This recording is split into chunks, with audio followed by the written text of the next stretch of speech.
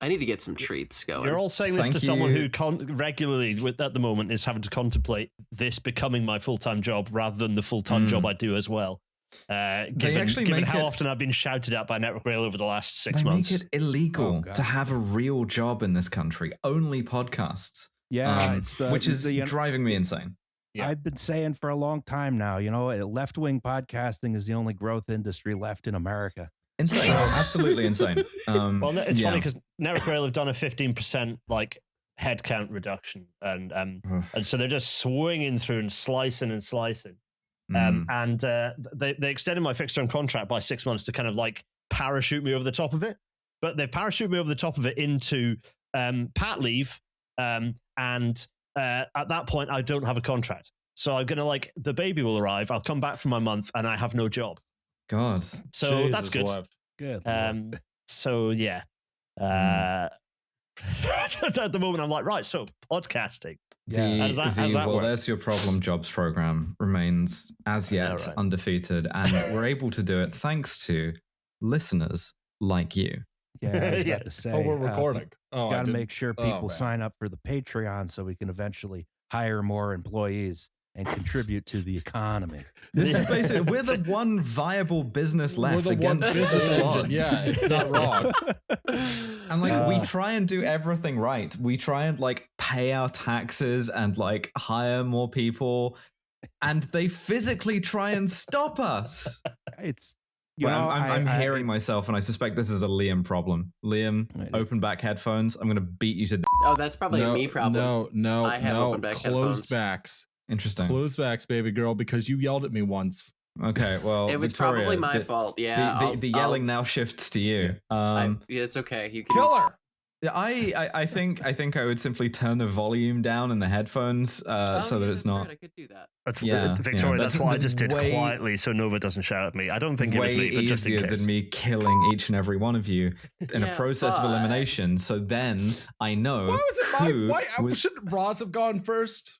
Well, if I kill Roz, then the podcast ends. So, he's my meal ticket. I can't do that. That is how Actually speaking, I do have open back headphones. I know you do. God, fucking.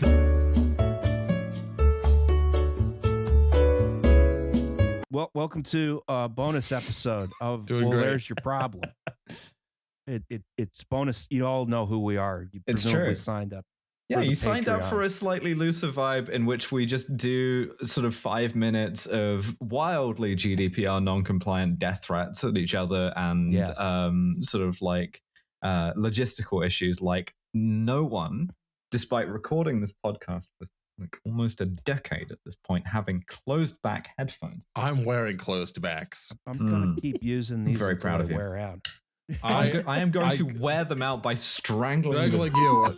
Yeah, I will help.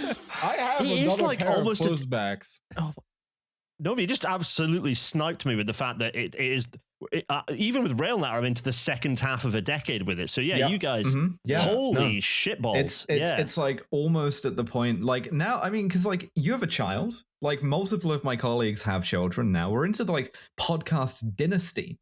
At this point, we're going to start seeing the first second generation podcasters. That's a terrifying thought. My father was a podcaster, and his father was a podcaster. His father. I would like it noted that I've been upwardly mobile since the beginning because I recorded my first appearance on this show from the backyard of a gutted house I was sleeping on the tile floor in on a MacBook that I had bought several years before without any headphones at all. And look at me. True. I'm in an apartment with furniture and water. Wow. This is the power of left-wing podcasting. This is what your subscriptions do. We moved Victoria into an apartment with furniture. That's just living history right now. Just imagining tracing up a family tree and going, Mike. Yeah, that's it. Yeah, that's a deep cut for the real heads out there. A real deep cut. You should go to Do Not Eat's YouTube channel, everyone. When's Franklin coming out? I remember that guy. Yeah, what happened? Wow. Some guy got really mad in the comments recently about that, actually. Really flew off the handle. I thought it was kind of funny. Specifically, it was in the comments of the video where I'm going up and down the escalator at Bally's in Atlantic City. And the guy was like, how do you have time to do this when you should be working on Franklin? That's a good question. Oh, some people just want to be your boss, even when there's not that sort of like material relationship, you know? Yes. So anyway, it's a bonus episode. What you see on the screen in front of you are a bunch of Pennsylvania Railroad trains lined up to deliver passengers to America's greatest sporting event, the Army Navy football game. I'm locking in for 5 to 6 hours of pinstriped nonsense. Yes. I cannot wait. This is beautiful. Yeah, today we're bringing bonus episodes back to their roots. We're going to talk about something I like, which is the GG1. After 6 years, we let you do a bonus episode about something you like talking about. Yeah. So, yeah, this was one time a year they would build a whole temporary train station just to deliver people to JFK Stadium over here. Although I don't think it was named JFK Stadium yet. Raising hand with a question. So, like, back in the day, people used to care about Army Navy, right? Which is crazy to me. Does that mean that Army or Navy used to be good? Because my understanding now is that yes. Okay. Yes. Army is one of the winninger programs. Yeah, they produced a number of Heisman winners, but they kind of their dominance ends sort of 1945. I was gonna say, like, my understanding was that both Army and Navy football is like kind of mediocre now. Am I now, correct in thinking that? Now, yes. Historically, no. Historically, they were two great powers. Mm. Yeah, it ended in 1945, much like their winning streak in war. Cupcake schedule since then. There's a real like sort of IR thesis about this, right? Where it's like, you know, state capacity ends in 1945 and it all becomes private enterprise again. Yeah. Yeah, we'll talk a little bit about that. Interesting. But before we do that, we have to ask a question. What is railway electrification? It's the thing we keep saying is good. It is. Yeah. I was like, oh, shit, yeah, you got me on. And there's I suppose I do talk about electrification a bit. Yeah. It's where you put the wires above. Well, you know, it's where you take the atmospheric railway idea and you go, oh, no, you make it good by going, oh, no, not air and rat viscera, but electricity fizz. Instead of bacon grease, it was electrons. Yeah, exactly. Oh, you know, this goes on for 56 slides, and there's words on all of them. Jesus Christ. Well, every time we punted, I wound up adding 10 more slides. I started drinking before this, and I will continue to do so. No, we can. It's this fine. Is I what can kind of we can sober me up. This is it. Right. We can. It's fine. We can accelerate this thing, much like an electric train. The thing about a train is that it has to carry all of its power around if you don't have the wires, and that's a lot because a train, even when it's not moving, consumes like a power station's worth of power. Like megawatts are consumed by a train just keeping the lights on. For a decent passenger train. So as soon as it's moving, it is using literally a power station for just the one train to move it along. So if it's carrying all that power source itself, that's hugely inefficient. It means you're carrying less people, less things. So it makes sense to take the power station and put it in for example, a power station. Yes. And then attach that power station by wires to the train, which now is much lighter and can carry more things and people. Why don't we take the power station and move it somewhere else? Yes, exactly. Why don't we make it somewhere else's problem? And excitingly, when the power station is somewhere else, it doesn't have to run on like diesel or coal. It can be hydroelectric. It could be nuclear. It could be, solar or wind. It could be, I don't know, what's the word? Geothermal. Geothermal, yeah. It could be all kinds of stuff, right? You can do fun stuff like the brakes on the train can power a different train. Because you have regenerative braking, which returns the electricity to the wires, right? You can stop pollution. You can protect the environment. Electric locomotives are very high performance, so they can go faster. They can haul more. They can they let you have higher traffic density so you can run more trains, and they have fewer moving parts than diesel or steam locomotives, so they're more reliable, right? And most importantly, the transformers on them make a kind of singing noise sometimes as they accelerate, which I really like. Oh yeah. There's some trains made in Glasgow that run in Birmingham by a company called Hunslet Barclay that have a very distinctive little singing. The 323s have a very distinctive little singy-songy noise. The singy-songy noise par excellence to me is the noise of the Network Southeast and then Southeastern Networkers. Hell yeah, made in York. That was my commute into school. And so I have that etched in my brain as the noise that they make. My favorite train powering other train thing is the Swedish one that carries like ore to the sea, and empty trains come back up the hill. And those empty trains get a free ride up the hill. They use the whole thing uses zero electricity. In fact, it puts electricity back into the grid because of the regenerative braking of the train going down the hill to the sea. Easily powers every train going back up the hill, and also basically all the towns within a 100-mile radius. It's great. Amazing. Oh yeah, that was the apocryphal story from the opening of the Milwaukee Road's electric district over the Rocky Mountains. Was when they sent the first train over the mountains, the electric company owed the railroad $16.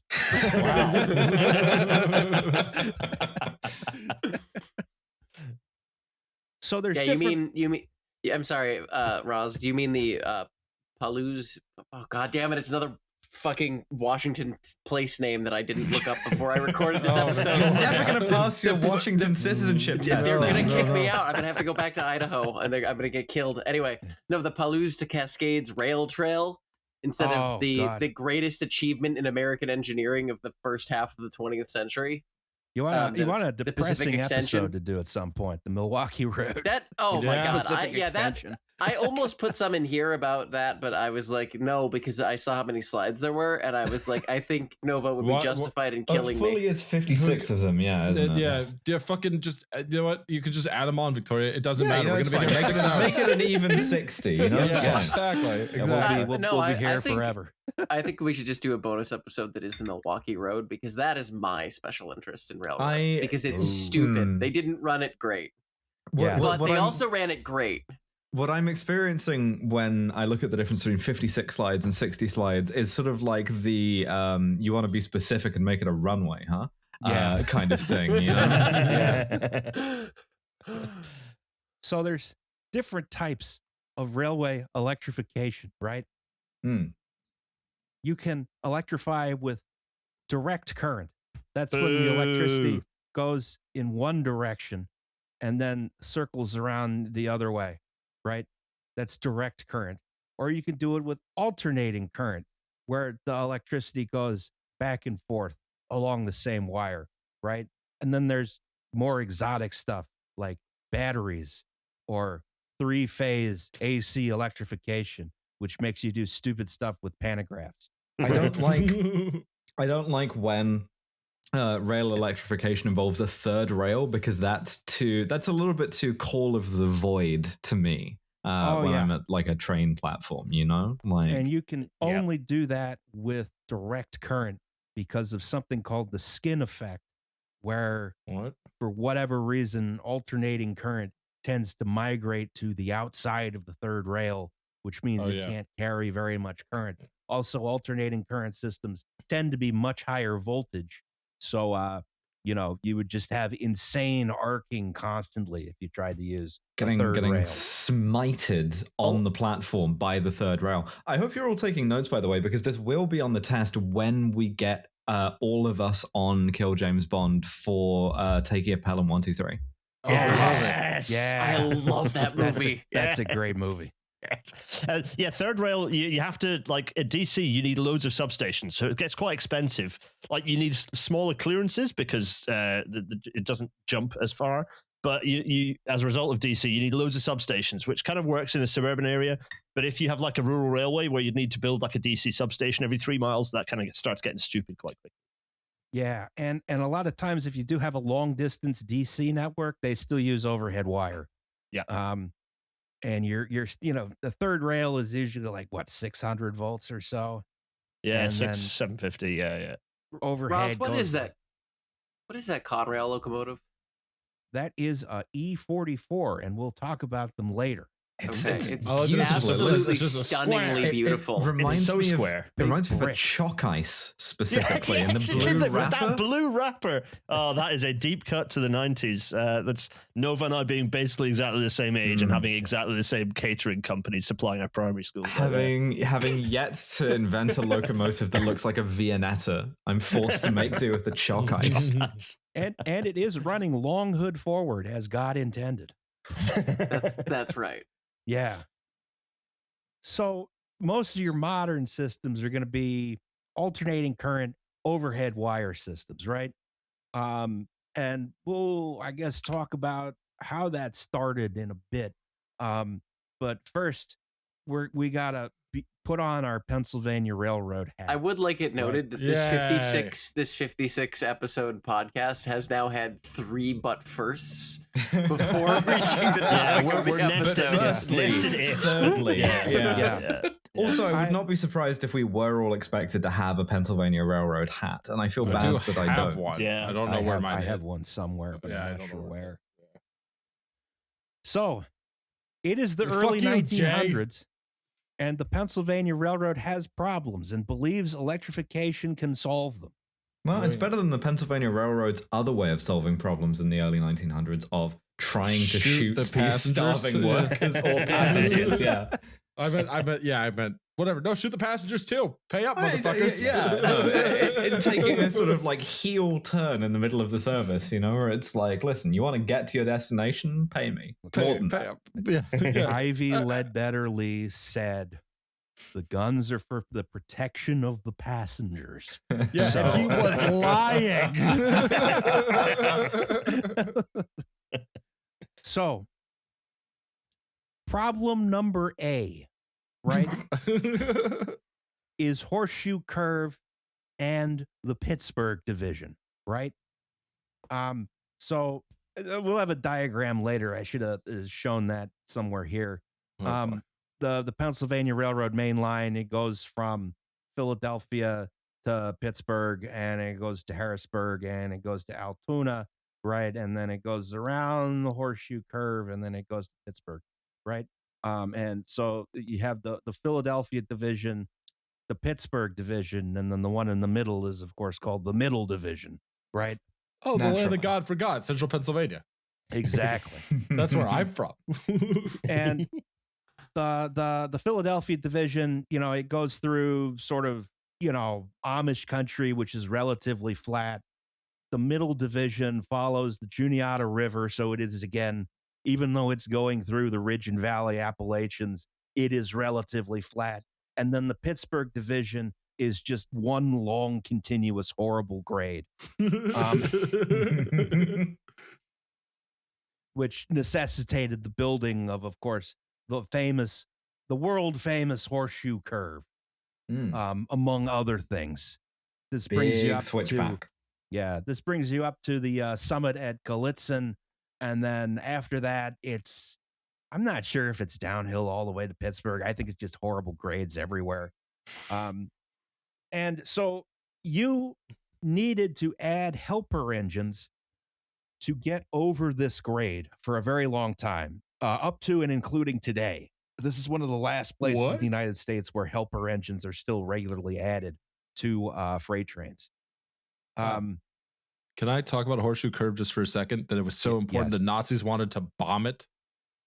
Yes. I mean, best of luck with that, Adolf. Jesus. Well, no, the Germans landed saboteurs on Long Island, and one of their intended targets was the Horseshoe Curve. Fritz Duquesne. Yeah, I remember this guy. Yes, and we did not. Did we execute him? I'm sure we probably did. This being the United States, but I don't know. I know we executed a bunch of German spies, but I'll check. Yeah, it's so important to U.S. industrialization that it was a target for German saboteurs. If you've never been to Horseshoe Curve, you should absolutely go. It is breathtaking. Died in 1956, so if you executed him, you took your time about it. Yeah, like the Nuremberg executioner. Yeah. Ross, continue. I'm sorry for interrupting you. You can go here. There is a whole episode on German spies. My favorite thing is that pretty much all of the German spies in the UK got flipped. There's definitely an episode. The Double Cross Committee. Yes, yeah, the whole absolutely. lot. And the characters involved in there are hilarious. There's got to be an episode in there somewhere. That's a lot of fun. There will be. Oh yeah. So I want to see the horseshoe curve so bad. Oh, it's great. You can go up there and be completely surrounded by train. It's like Peterborough. Nice. Yeah. It's erotic in its own way. I've never heard Peterborough described as erotic in any way, let alone its own way. Well, I'm doing it now, Nova. Or in his case, erotic.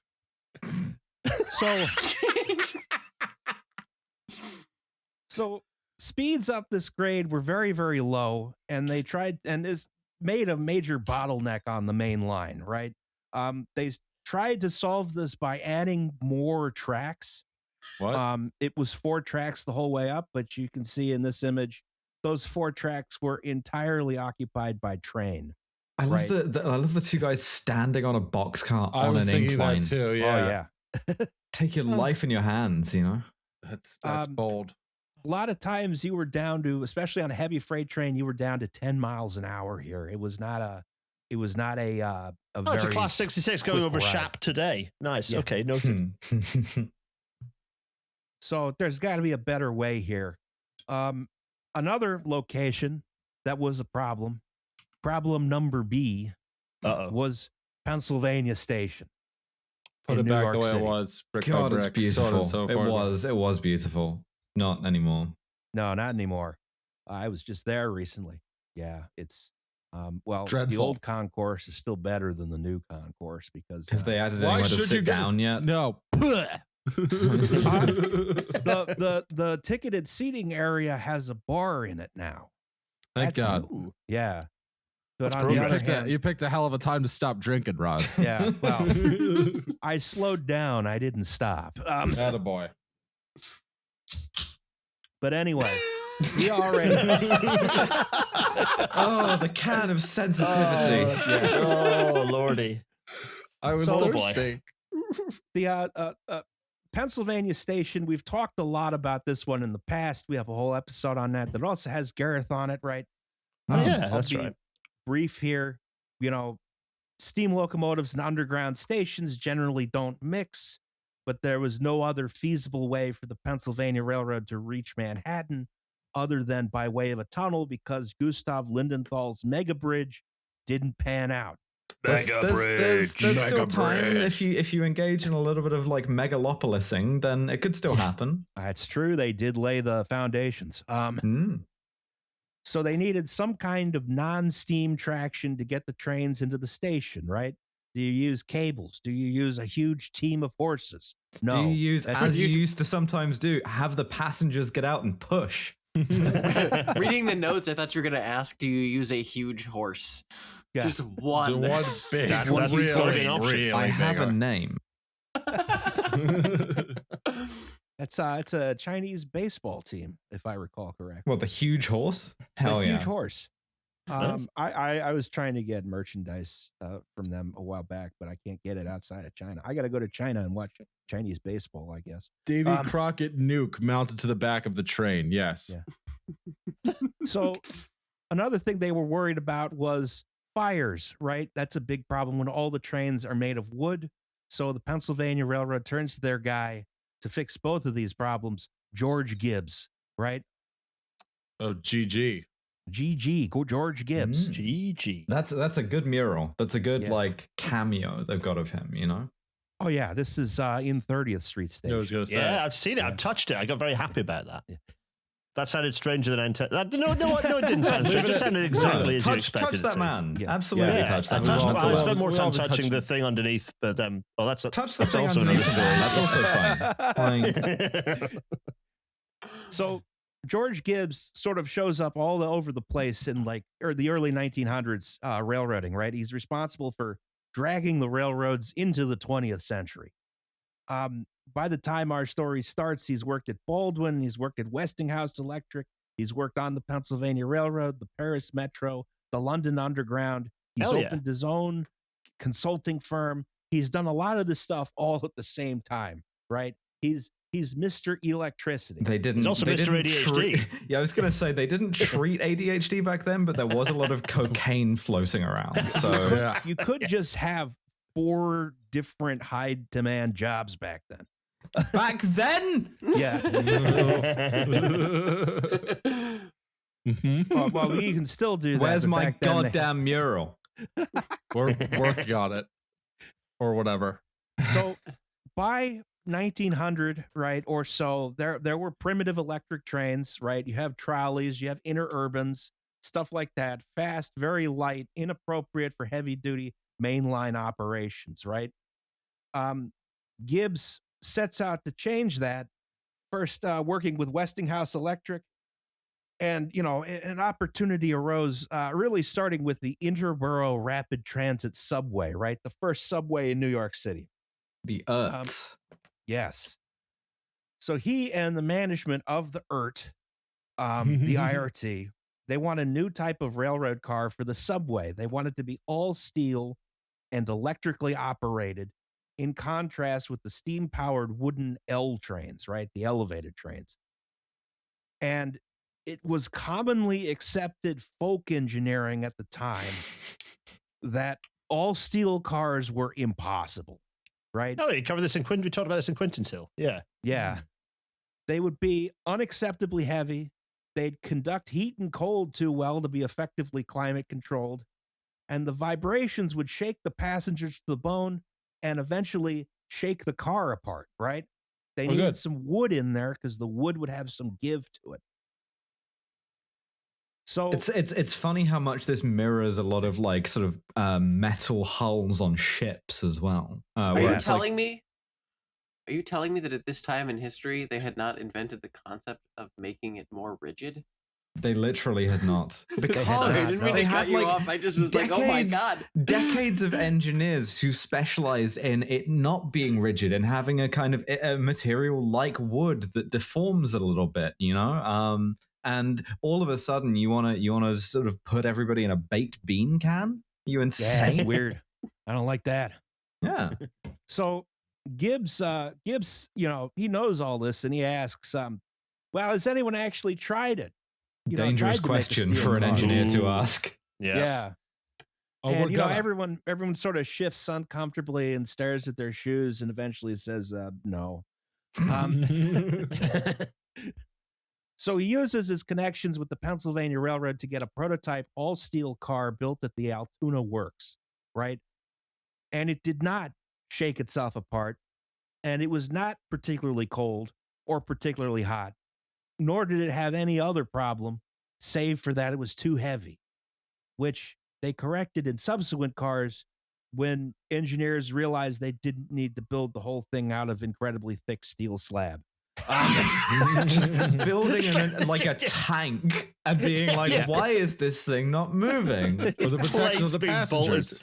I'm really well insulated, actually, but like the thing does not want to go. Yes. Furthermore, it uses these new high voltage direct current traction motors that fit neatly underneath the car, right? Saving the need for any kind of locomotive. These re-engineered cars were an immediate success and became the standard on the Interborough Rapid Transit. They were eventually supplemented with later low-V cars, the low-voltage cars, which they used the same traction motors, but now the controls didn't have 600-volt DC running through them. You used them. Just grasping an entirely metal handle that like is sort of what Jesus Christ. Yeah, that was the problem on the earliest cars. Yeah, and it's DC as well, which means it's not like it gives you a nasty shock and melts your skin. It will just blow a shotgun hole through your hand. Yeah, incredible. Gotta love DC. That's amazing. Just like, oh, well, I like that hand as it gets blown up into the ceiling above you. Yeah, it's amazing. And that was my favorite one. So do not touch handle with remaining hand. Yes. He duplicates this feat later for the Pennsylvania Railroad, designing their first all-steel mainline car. That's the prototype here, car 1651. A lot of stained glass in the clear story here. It's a very nice looking car. Yeah. That was the prototype. The production version, they skipped all that. just cutting all of Pennsylvania's finest stained glass artisans out of work. Yeah, exactly. So he proves the all-steel car can work. He proves that you can, use these sorts of traction motors to make the car self-propelled. And so what's the natural conclusion here? The Pennsylvania Railroad should order something like that, but that's not ultimately what they do. Instead, they build this thing. Yeah. Oh, a face only a mother could love. Yeah. So this is the DD1. This is essentially America's first mainline electric locomotive that operated depressing outside. One, yes. Yeah. It operates. Is DD1 for George Dibs? Is that his brother who invented this one? DD1. Is there a Mr. DD1? I enjoyed sort of permanently shocked expression. Just like, what's happening to me? I'll explain why it's a DD1 in a second. There is a reason. This is essentially the first mainline American electric locomotive that did something other than just hauling a train through a tunnel, although that is a big part of what it's there for. The Baltimore and Ohio had an earlier one, but that was exclusively for the Howard Street Tunnel and nothing else. This could do other work as well. So the railroad makes the decision to electrify Penn Station with third rail direct current, right, owing to the tunnel clearances. And also when Cassett took his trip to Paris to study the railroad operations there, that's what he saw, right? So I just do what the Europeans are doing. Yeah, if it's good enough for France, Exactly. It's called international best practices. US, you should relearn that. Yeah.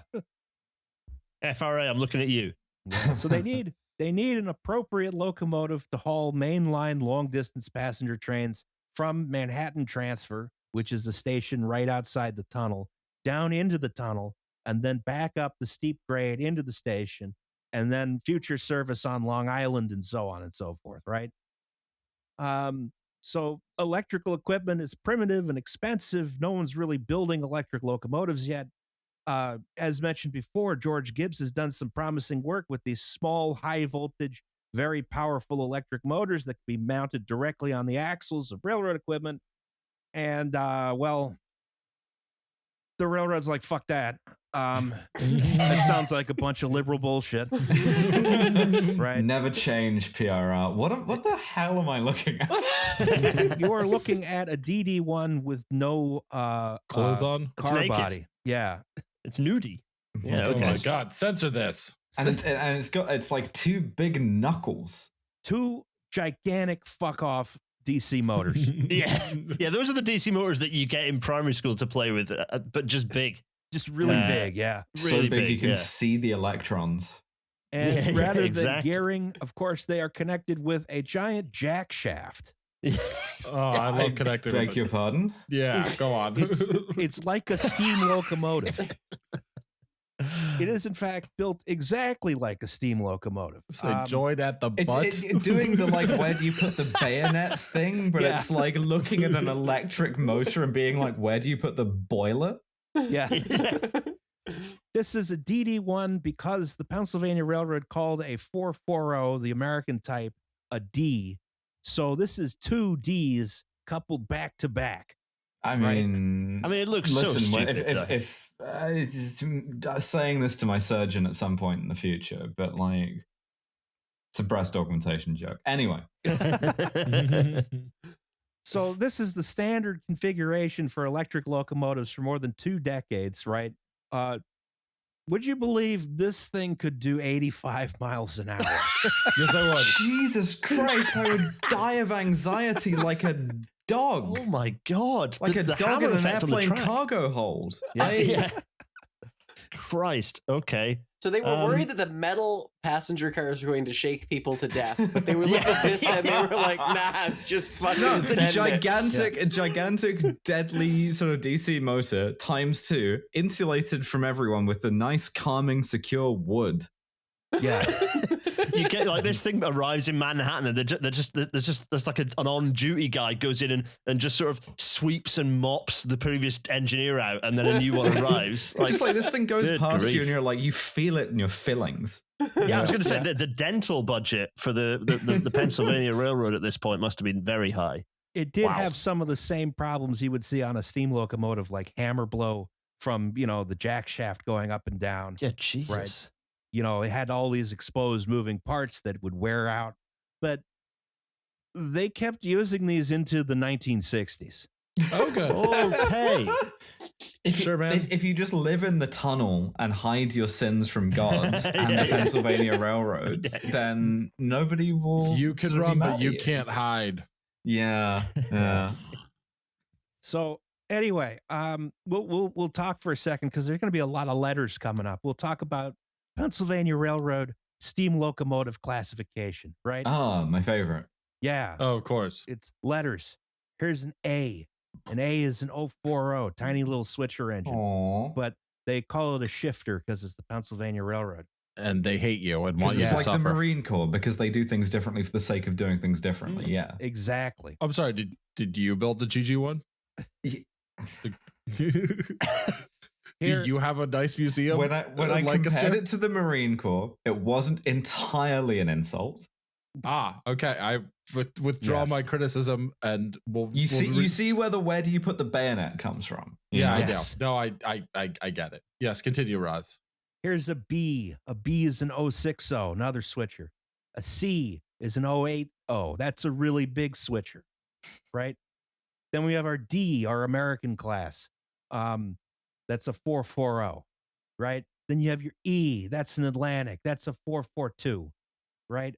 To be absolutely clear, right, for people who do not speak train, what we are counting here is numbers of wheels in 3 numbers. First number, how many wheels ahead of the drive wheels. Second number, number of drive wheels.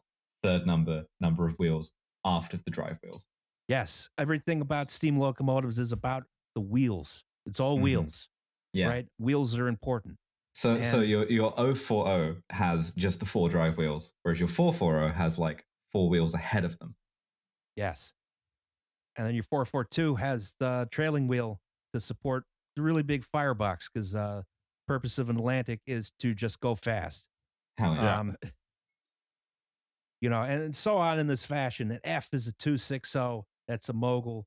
A G is 460. That's a 10-wheeler, right? Then we got H. That's a consolidation, a 280. Then we have I. That's all I had room for. That's a 210. That's a decapod. Incredible. The one with the 2 huge, slightly rude tanks on the front. Again, speaking to my surgeon, etc., etc. The letters keep going for a while, right?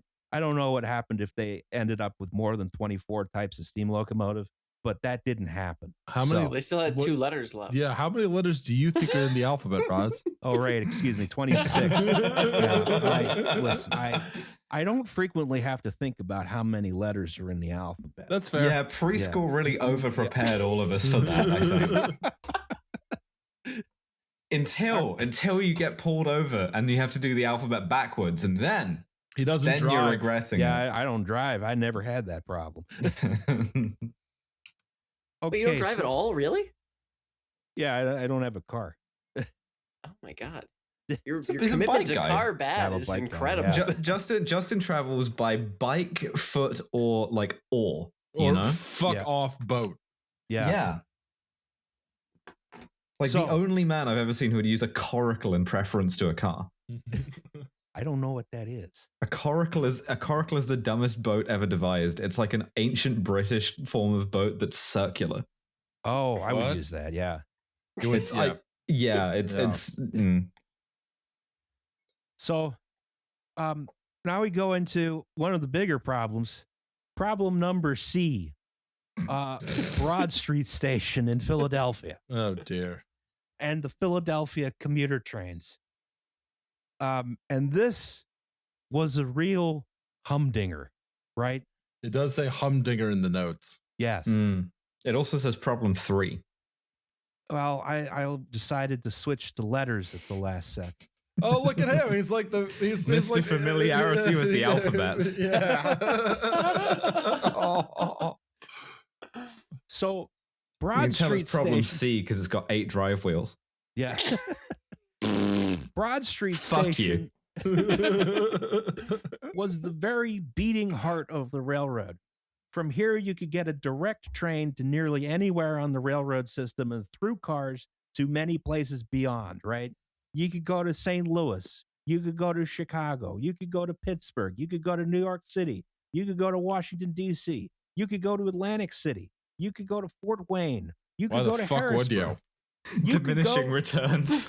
Atlantic City rules. Fort Wayne just sounds like Fort Wayne, Indiana, right? Home of the Mad Ants. You could there were 2 daily trains direct to Cape Charles, Virginia. Why? Because it was the quick way to the south. That's what they advertised it as. Yeah. Okay. You just take the ferry over to Norfolk.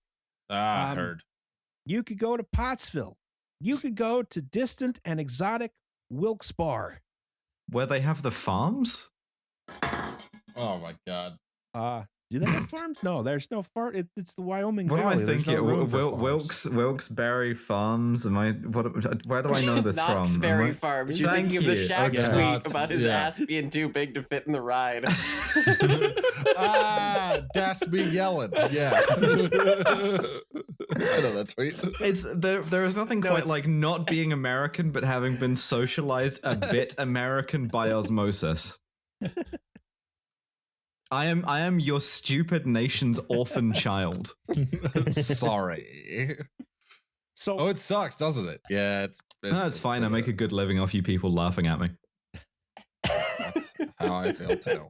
So, by the first decade of the 20th century, Broad Street Station was serving 600 trains a day, when it was only designed for 160. How are they doing this? It's Houston. Oh, that's coming up in a bit. Okay. Most of these trains are suburban commuter trains from like Paoli or Westchester or Norristown, wherever, right? They come in the morning, they leave in the evening. They didn't really have too much of what we would now call reverse peak service, right? Though there were like other long distance trains that could fill that role if you really found yourself in the middle of the day needing to go to Ardmore. Now, a train arriving and departing Broad Street Station had a very basic problem, right? If you've played Transport Tycoon or Transport Fever or any of those games, right? We all know how a terminal works, right? The train pulls in, right? Unloads the passengers, loads the passengers, and then a wizard waves a magic wand and the train is turned around the other way and leaves. Oh, yeah, I love that wizard. Yeah. There we go. Yeah. Yeah. Problem is, real big shortage of wizards in real life.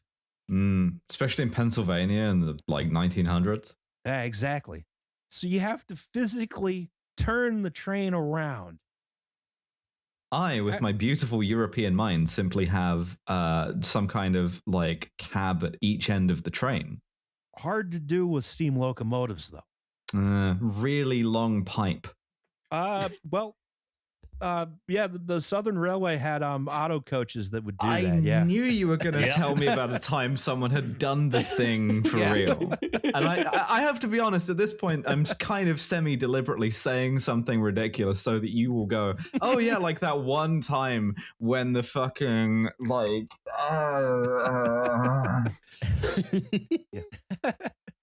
So, the first thing to remember when we're turning around a train in Broad Street Station is you don't have radios because they haven't been invented yet.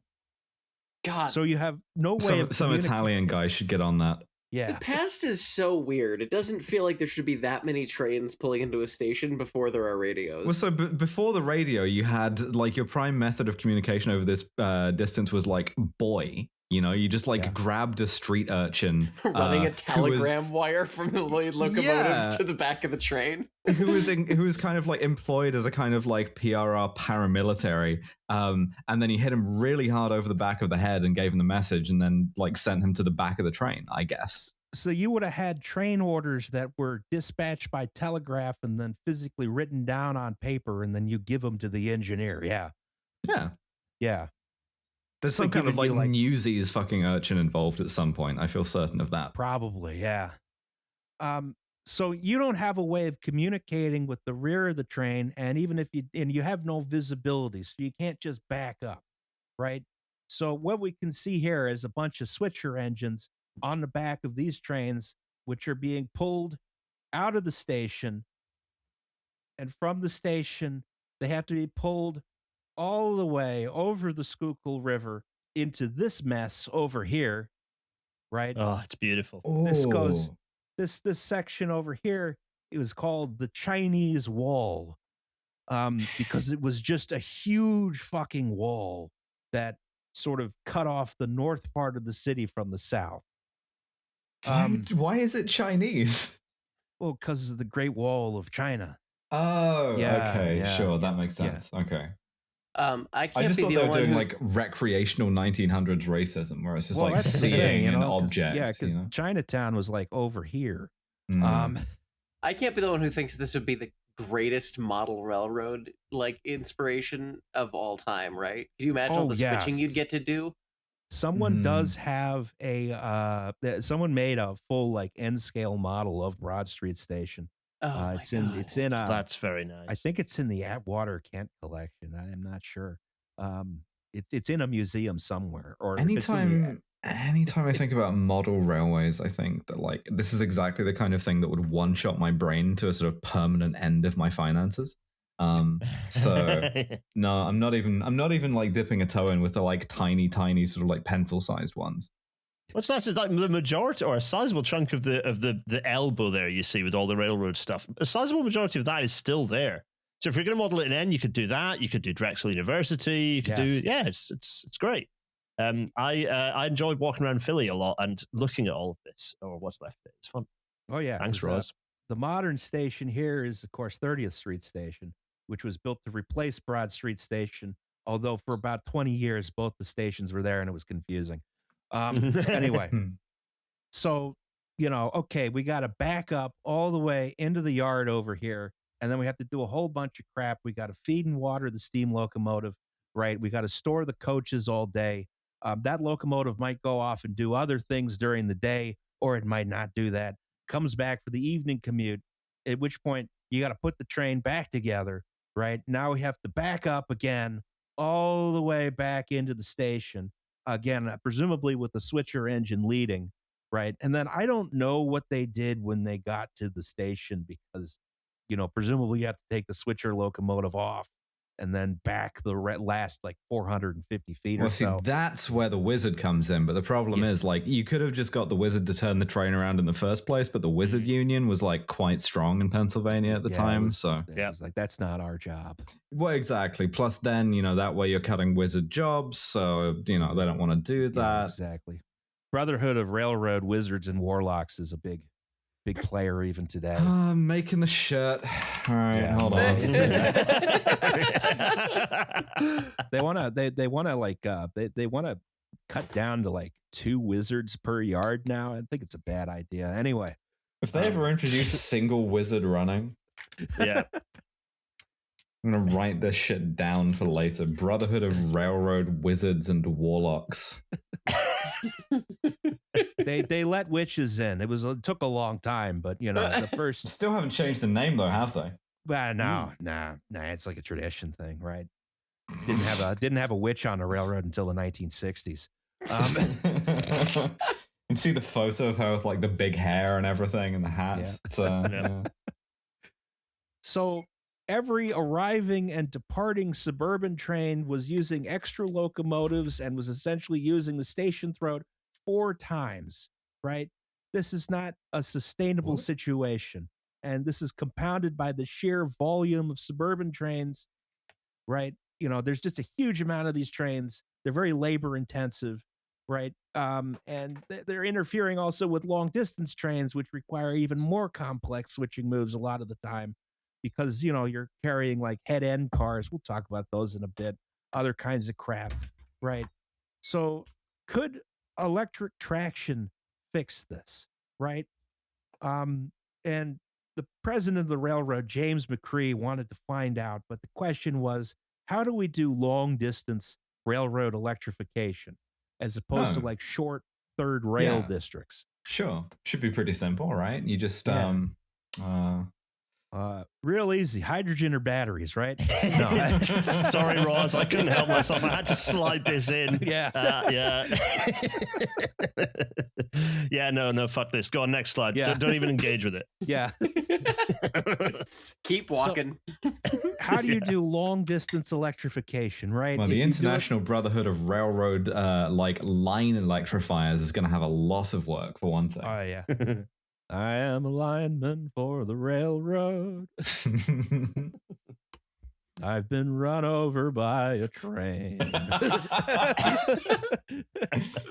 So if you do it with direct current, you're going to need lots and lots of substations, but you can get away with simpler mechanical stuff. We'll get into that in a second. I'm saying that a lot. Alternating Just keep current punting, is, of course, baby. String up the high tension wires and go, right? Yeah. Hell yeah. So anyway, alternating current seems like a better deal here because long distances, the current loss is less, and the railroad has this advantage in that the Philadelphia Electric Company had already constructed several very large alternating current generating stations in the area. This one's actually my favorite building in the city, Richmond Generating Station. Oh, yeah, it's beautiful. Very nice. I really like the coal conveyor here with the big iron arches. No, it's this is still there, completely derelict. They keep trying to tear it down, but they don't have the money to do it. Yeah, it's real weird. What the fuck? Yeah. So with alternating current electrification, you need a train capable of using the system, right? And the railroad had minimal experience with AC electrification. It wasn't so common at this point. They had a prototype locomotive that was constructed for testing near Penn Station, but ultimately they went with third rail there. So being the Pennsylvania Railroad, they decided, well, we don't know how to do this, but we're going to DIY it anyway. Again, the Marine Corps comparisons do not end. It's this, the flat tops everybody's wearing, like... So they take 95 of these new all-steel cars of the type P54, right? P54 is a passenger car with 54 feet between the bulkheads, right? And, they give them to Gibbs to fuck around with, and they come up with this guy, the MP54, right? Well, it's not as hideous as the DD1, so I guess I'll take that. Yeah. And MP is motor passenger, 54 feet between bulkheads. But this one is a combine car. It has a big luggage compartment for all the luggage you're carrying on your daily commute. Some kind of electric multiple unit. Yes. So this is actually an MPB 54. It's motor passenger baggage. This would carry like express freight mostly, or like milk or something, right? Being like, I need this milk in Wilkes-Barre yesterday. Yeah. Well, the electrification didn't go that far. Fuck. That was way up the Schuylkill branch. Those wires ended in Norristown. Good for the milk there, I suppose. Yeah, this is true. Yeah, well, you'd be bringing the milk in from the Wawa Dairy, which was on the Westchester line.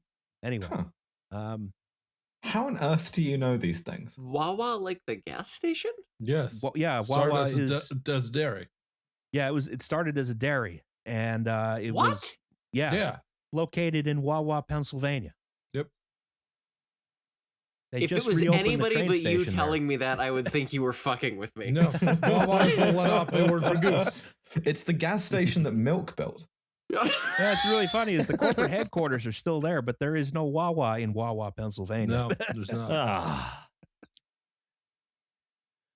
So this thing, the MP54, is sensational. It's an immediate success, right? Rather than all these complex backing moves with the switchers, the engineer just walks to the other end of the train, drives it out of the station and into the yard.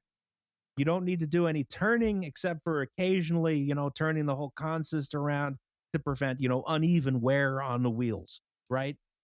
They were, they rode smooth. They were very fast for the day. They were not that quiet because they had straight cut gears. I love the idea of a train that sounds like Colin McRae is driving it. a lot of early electric locomotives sounded like that. Yeah. They were cheap to operate. The railroad had been bogged down by all these complicated, labor-intensive suburban services. All of a sudden, these started making money again, right? So very soon, most of the Pennsylvania Railroad's suburban lines out of Philadelphia were electric, not just familiar places like Westchester and Media and Norristown and Paoli that still have service, but even to long gone lines like the line to Fort Washington and Newtown Square, right? We have the dubious honor of having shut down several high quality electric railroads in this region. But the real prize for the railroad, now that AC electrification was proven, was to electrify some of those tough grades we talked about before. And the suburban lines, of course, proved for some nice testing grounds for the future electric locomotive, right? So anyway, let's look at the system here, right? Well, that's a nice map. Yeah, it's beautiful. Oh yeah, this is a map from 1955, but it still serves our purposes when talking about like 1905, right? So yeah, I already did a horrible diagram of this before, but the main line here, Philadelphia to Pittsburgh, right? Philadelphia division is Philadelphia to Harrisburg. Pittsburgh division is Pittsburgh to Altoona, and then the middle division is in the middle from Altoona to Harrisburg, right? Of these, the Pittsburgh division is the hilliest, therefore it was targeted for electrification first. We're gonna fix this problem. We are going to use electric traction to save us money, time, make everyone happy. We're going to conquer Earth itself. Yes. Get all of the electrons really angry and use them to shoot a bunch of freight up a hill. Yes. And they get to the drawing board. It's like 19. It's the mid-teens at this point, right? This diagram came out of difficult time for any railroad. Yeah, it looks very Swiss. This thing, I don't know why, it just does. Oh, it's very useful. Yeah. So this diagram came out of electric traction on the Pennsylvania Railroad, 1895 to 1968, by Michael Bazilla. This was a very early preliminary design for the future alternating current electric freight locomotive. And we can see some of the design restrictions that come from using AC motors as opposed to DC, right? So if we think about our DD1 from before, they have one huge fuck off DC motor. And it works great. It works so great they have two of them. Exactly. Well, each one was like 1,100 horsepower. It's like grade zero. Jesus. My two gigantic DC motor all electric Bugatti Veyron. Yes. If you look at the MP54, there's two small AC motors under every car, and that also works great. What doesn't work great is a huge fuck off AC motor, because they could develop quite a bit of power, but at this point in time, we don't have the sort of solid state power electronics or other gizmos that allow them to generate a lot of torque. Right? Oh man, real engineering problems of the past to be like, this AC thing doesn't generate a lot of torque. Yeah. We haven't created the gizmos. Yeah, exactly. The exception was three-phase motors, which we'll get to in two slides. That's where you have like a comedy TV aerial from like 1987, but 20 of them sellotape to the top of your locomotive. It looks ridiculous. God. Yeah. So the solution that was necessary to provide these freight locomotives with levels of torque that were needed was to either put in a rectifier, right, that turns AC into DC, and then use DC motors, but that technology was decades off, right? Or just use a shitload of AC motors on a shitload of axles. Oh yeah. Yeah. The more Somebody's got to go back for more dimes. Yeah. So that was the solution chosen. Just more motors, more wheels. Just do more wheels. More wheels. About to get started on this project. The American highway engineer, when confronted with an idea, hey, we need more power in this train. Just one more wheel, bro. Just one more wheel. In locomotive parlance, is this a 0-16-0? This has what looks like a joint in the frame here, so I would call that an 0880. Incredible. Which that would be a CC1. Amazing. Yes. Okay. So they're about to get started on this project, and then motherfuckers! War were declared. Yeah, the Great War was a war between America and Germany, and was thus fought in Belgium. If you're a Jehovah's Witness, this is when you believe civilization ended. Yeah. And like Armageddon started. And to be honest, they're seeming more right about that. Yeah. That was a lot of last laugh with those guys all the time. Yeah. Only 144,000 people are getting into heaven. Don't worry about the fact that our church has way more people than that. the details, my dear boy. So World War I intervenes. American railroads fuck up moving freight at the Port of New York badly enough that they are nationalized. Right? Oh dear. America realizes it has to like do something to exercise state power, and like always it bitches and moans, and then it does the bare minimum. Exactly. This is 4 years ago. There would have been a Soviet anthem drop there, but you know we've sorry, I don't. I mean, I've got is my drops from the Fast and the Furious 3 Tokyo Drift. So if you want one of those, I can give you a hell yeah twink. Yeah, all right. It doesn't make me bad, but it does confuse me. So the nationalization of American railroads does put a pause on electric locomotive development and the electrification of the Pittsburgh division for several years, right? When everyone comes back from the war, having experienced the horrors, they can't leave well enough alone, and they have to develop a horror for themselves. The FF1. Yes. Oh, what? Yeah. What rough beasts! It's our come round at last. Christ slouches towards Bethlehem Steel to be born. This is the FF1, or as we know her, Big Liz. Majestic. That's an incredible. She rules.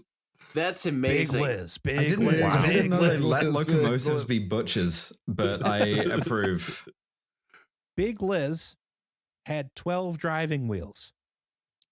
Big Liz was powered by 4 huge low-voltage motors driving a jack shaft. Big Liz developed 4,000 horsepower. Ooh. Big Liz could develop 8,000 horsepower for a short time if you asked nicely. I'm feeling a little bit like... As somebody who is dating a very tall woman named Liz, my brain is not working properly. Yeah, but how many horsepower does she develop if you ask nicely? Big Liz's job was to end Horseshoe Curve as a going concern. Big Liz had new and exotic 3-phase AC motors, like a desk fan. And like a desk fan, she had 3 settings: off, 10 miles an hour, and 20 miles an hour. And like a desk fan, Big Liz would kill you. Don't say that when I'm holding one up for the benefit of nobody except my fellow podcasters. Yeah, here is a desk fan. Yeah. And it apparently it has like intent, which worries me. 3-phase AC. It'll kill you. Yeah. It'll kill you. It'll kill you. When powered on, Big Liz would immediately reach the desired speed. Would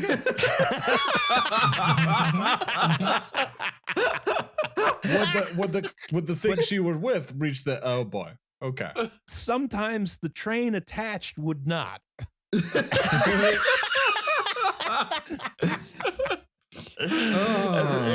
Torn in twain by Big Liz. Jesus God, please! I need you to my chill. front. Yeah. Sorry, Victoria.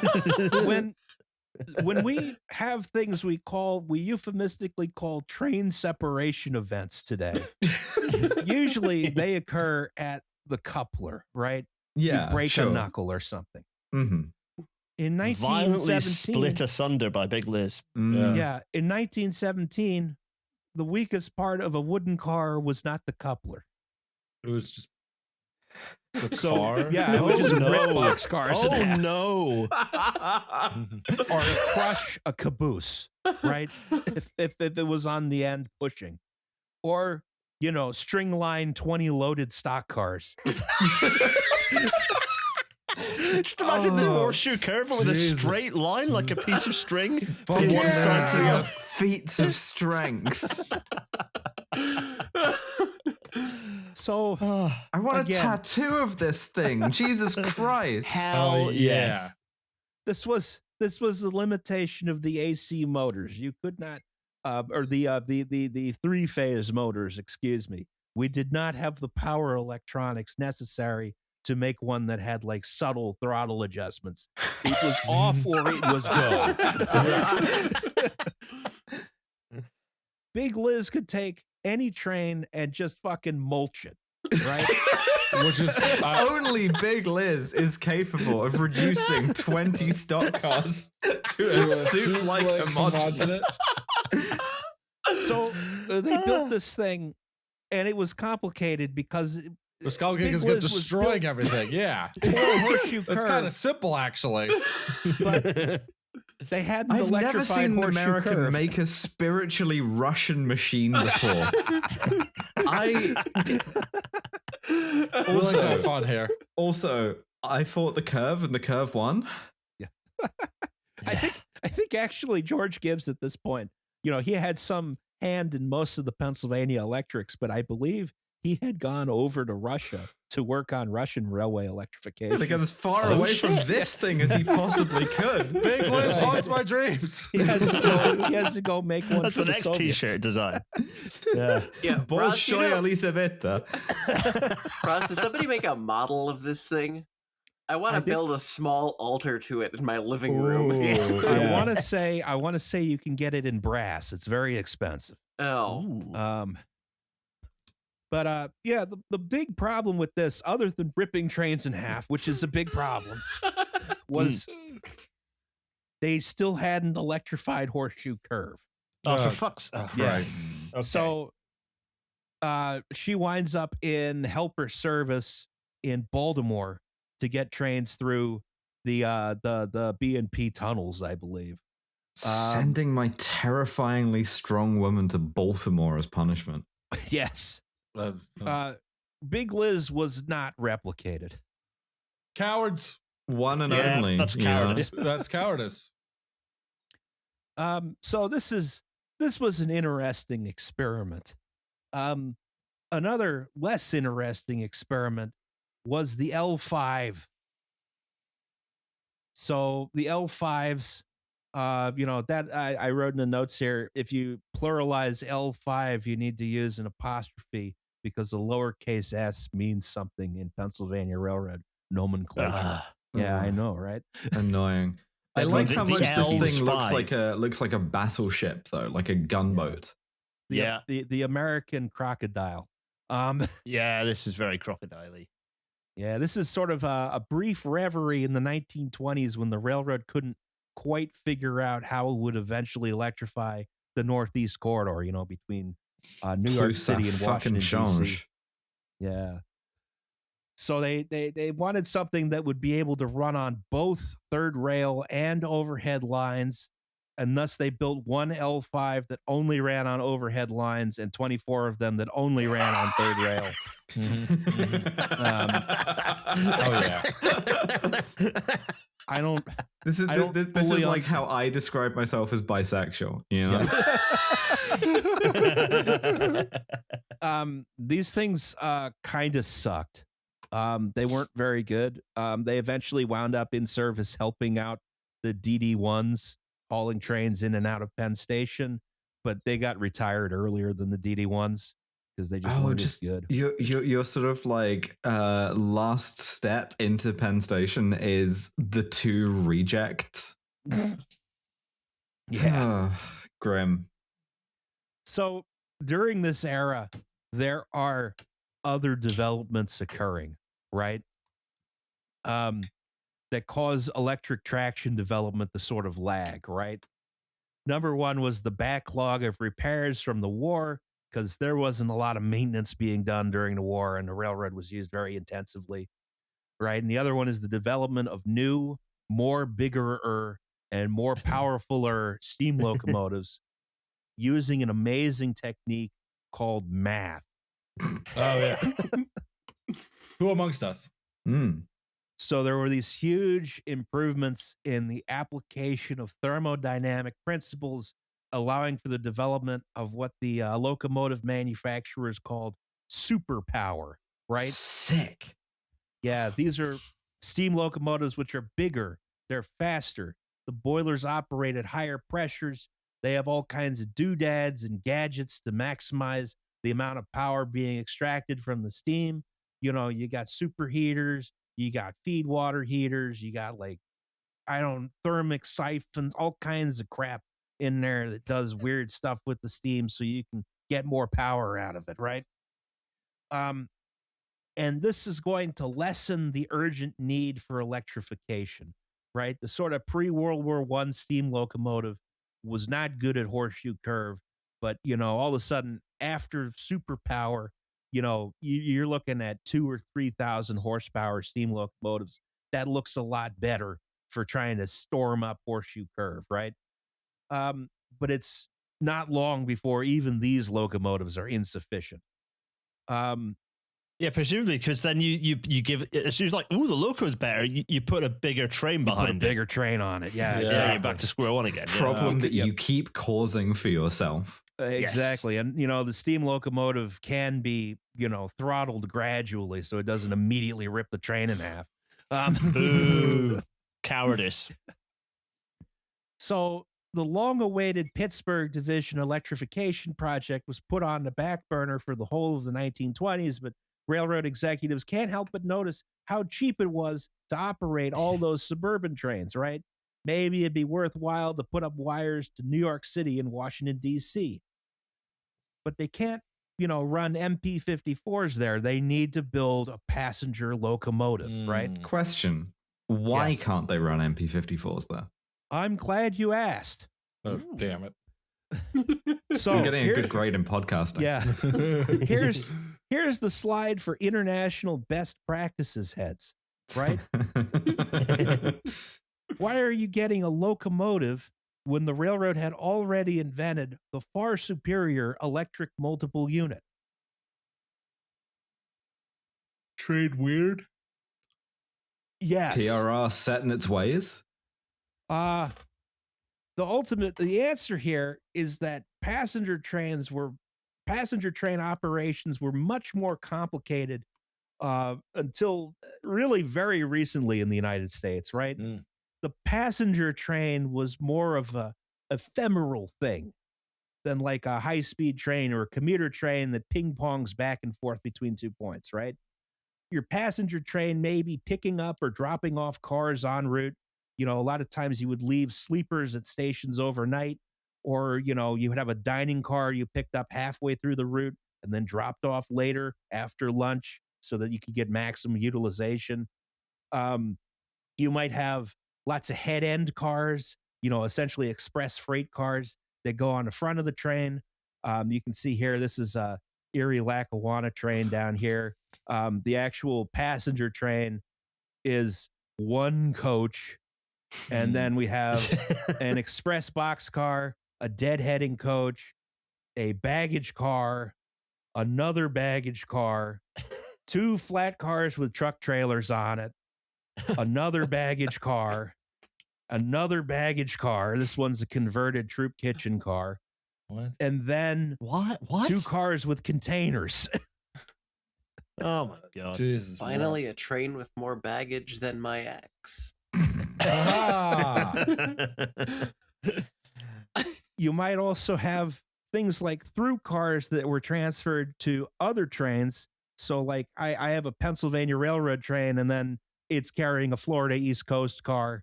You have things like Railway Post Office, although I believe there was a MP54 variant that could be a Railway Post Office if needed. Ooh, sick. But yeah, you'd have through cars that were transferred to other trains. There was a sleeper on the Broadway Limited that would be put on the Atchison, Topeka, and Santa Fe's Chief. That meant you had a 1-seat ride all the way from New York to Los Angeles. Wow. You had extreme examples like my favorite, the Gull. The Gull was the Boston to Halifax train. And that had 1 scheduled coach and then whatever through cars showed up at Boston North Station that day. And then 10 refrigerator cars full of fish. Oh my god! Imagine that smell at hour 6. Oh Christ! It is no wonder that the U.S. railroads were such a scrappy mess, because none of this makes any operational sense. None of this is the efficient or convenient way to do any of this. I don't understand. Why did they run it like this? America the Beautiful fading up in the background. One of the things you could do at this point, I mean, is because there's so many more people working on the railroad, there's so much more local freight. If I am stopping at a station to like change out a dining car and drop a sleeper and maybe drop, a car of express freight or something like that, there is a switcher standing there at the ready. So you get all this done in like 5 minutes and then you go. This became more difficult as the railways started to decline. Amtrak was actually still pulling this shit off up until like 2008 or something like that. Jeez, getting really institutionally good at something that's kind of dumb. I mean, it's beautiful. It's the military again. It just The only experience I've had with anything like this is I took the Empire Builder, which is Amtrak's Great Northern Legacy service, from Minneapolis to Seattle late last year. Oh, that sounds like fun. In Spokane, they actually split the train into 2 parts. One of them goes to Portland, one of them goes to Seattle. And in that time, what they did was they split off the back half of the train that had all the working bathrooms, and then just left all the train cars that had broken bathrooms in my half. Good, yeah. Because all the superliners are from the Carter administration. Yeah, the Empire Builder still splits. The Lakeshore Limited still splits. There was until fairly recently a through car on the Capital Limited that would then go on, I think the Southwest Chief on to Los Angeles. They don't do that anymore. That was a relatively convenient connection while it existed, though. And so, but it is operationally complex to do it. But this was, this was very important at the time. A lot of these passenger trains wouldn't exist if not for the head-end traffic. This is all head-end cars, they call them. Just any crap that goes at the front of the passenger train that isn't full of passengers. 10 cars of fish. Yes. Yes. So, it doesn't necessarily make sense to run electric multiple units in these circumstances. You don't want to have a situation where, the Southern Crescent pulls in at Washington Union Station from New Orleans, and then you make everyone, transfer onto an MP54 to get up to New York City. The standard of comfort just isn't there. And sure, you need some operational versatility that only a locomotive can give you because you're determined to do stuff this way. Sure. Yeah. So, we need this locomotive. and they get some prototypes going, right? Here's two pieces of shit and one good locomotive.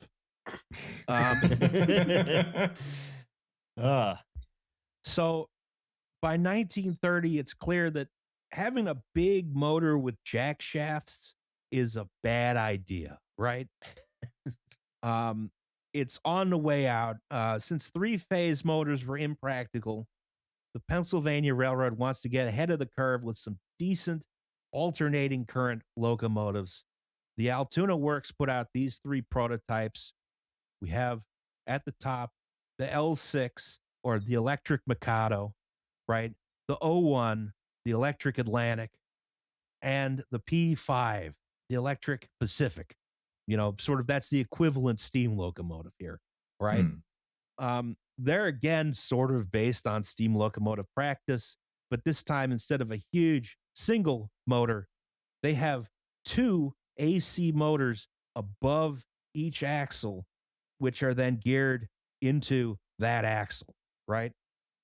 Through something called a quill drive, which I don't understand very well. Yeah, that's always the least interesting part of any sci-fi setting, is knowing how the fucking interstellar travel works, you know? Yeah, exactly. Just call it the something drive, and then I don't need to know about it. So the strategy here was essentially to throw everything at the wall and see what stuck, right? Several prototypes of all of these locomotives were built. They all had different electrical equipment from different suppliers. They all had little different tweaks, so on and so forth. And they showed the characteristics of the steam locomotives they were based on, right? The Electric Mikado, powerful but slow, rough riding. The Electric Atlantic was fast and couldn't pull anything. The P5 was fast and powerful and actually worth developing further, right? Same. Yeah. I'm trying to be affirming about these things. I don't know. So this guy down here, this one gets built en masse. They built 92 of these things, right? But they did have a problem, which was the cab is all the way here up front. And so after one accident where a train hit an apple truck at a grade crossing and it killed the engineer, Jesus. They redesigned them into something that looks kind of familiar. Yeah, this is like US versus UK railroad action, where like all of our locos have the cab at the end, but we our approach to grade crossings, and we have plenty of them, is different. How so? Yeah. Well, your trains and people seem to do battle with trains more often at your grade crossings. They love doing it. They love getting mulched. It's their favorite thing to do. So these things. If the gates P5s, are down, you don't go around, you stupid fucking morons. These P5s, this is supposed to be the fast passenger locomotive for future continuous electrification, right? And the frames immediately start to crack. Oh, God. So they re-gear them and put them into freight service. Should have stuck with Big Les. Yeah. Oh yeah, that's my 20-mile-an-hour passenger train. The Empire Builder. You get on, the locomotive rips the front half of the carriageway and just goes on without you at a steady 20 miles an hour. Just all passengers, all passengers are provided a complimentary umbrella should the vehicle be ripped asunder at their seat, and they can then therefore be out the rain. Yeah, okay. You do not want to know what happened the time they tried Big Les pushing a passenger train. You gotta put the seats on some kind of like slider with cushioning pistons so that you aren't subjected to like 100 instantaneous G's when the train starts. Doing the Hitman neck snap to the entire train instantly. Why is everything in here welded down? Oh, you'll see. Okay, so what do we have electrified in the early 1930s? I got to pick another color here. The red's not going to show up, right? Green. So we've got Philadelphia to Trenton, New Jersey, right? We've got Philadelphia to Wilmington, Delaware. We've got New York City to New Brunswick, New Jersey. Woo! Woohoo! And this all makes sense for suburban service. But look, let's get a little bit more wire in here. We can run an electric train all the way from Philadelphia to New York, or all the way from Wilmington to New York. And then it's not a huge ask afterwards to go all the way down to Washington, D.C. And we'll worry about all this later, right? Obviously the passenger traffic here, that's a major get. You can, make these operations, this high density passenger operation, much cheaper, but also very important for this corridor was a thing called Potomac Yard. Ooh. Big yard. Big yard. It's a very big yard. Very This- big yard. My grandfather used to take me to watch trains at the Buffalo train yard when I was a kid. That And rules. it kind of looked like that. Not that big. Yeah. It's like Tolstoy said, all family train yards look similar. That is what he said. That's what Tolstoy said. Yes. Probably fucking So- Dostoevsky as well. I don't fucking know. How's the Potomac delirium Yard- treating you, Nova? Bad. We're driving up to the Cairngorms tomorrow, which is like a 3-hour drive, and we are setting off early because sunset is at like 5 p.m. So yeah, and it's 11 now, and we are at slide 25 of 56. Yeah, Yes. feeling positively disposed. So, I would say that some of them will be quick, but we all know that's a lie. Yeah, I would assume we're all just obvious with it, Yeah. more honest with each other, Yeah. So Potomac Yard is the natural endpoint for the Pennsylvania Railroad's electrification program, right? It was the interchange point for all of the traffic to the capital S South, right? The South. The South. Yes. So you can collect big blocks of high value merchandise at the Port of New York, ship it all in one train down to Potomac Yard. There it's interchanged with the Richmond, Fredericksburg, and Potomac and the Southern Railway. Yeah, it's switched. It's like off the map at this point. Exactly. It's somebody else's problem, right? And also, I guess the Washington and Old Dominion, they might get a boxcar or two. But, that was our local horrible tiny interurban that went to the middle of nowhere, but also lasted a long time. So anyway, if you could electrify this freight service, so much the better, right? And so with this in mind, the railroad started on a major electrification program with the help of the Public Works Administration. They make it to Washington, D.C. in 1935 and across the river to Potomac Yard in 1937, right? And they have the locomotives to do it, the P5s. They can haul the freight down there. But now they've put themselves in the situation, where it's like, wow, shit, we probably do actually need a passenger locomotive that works, right?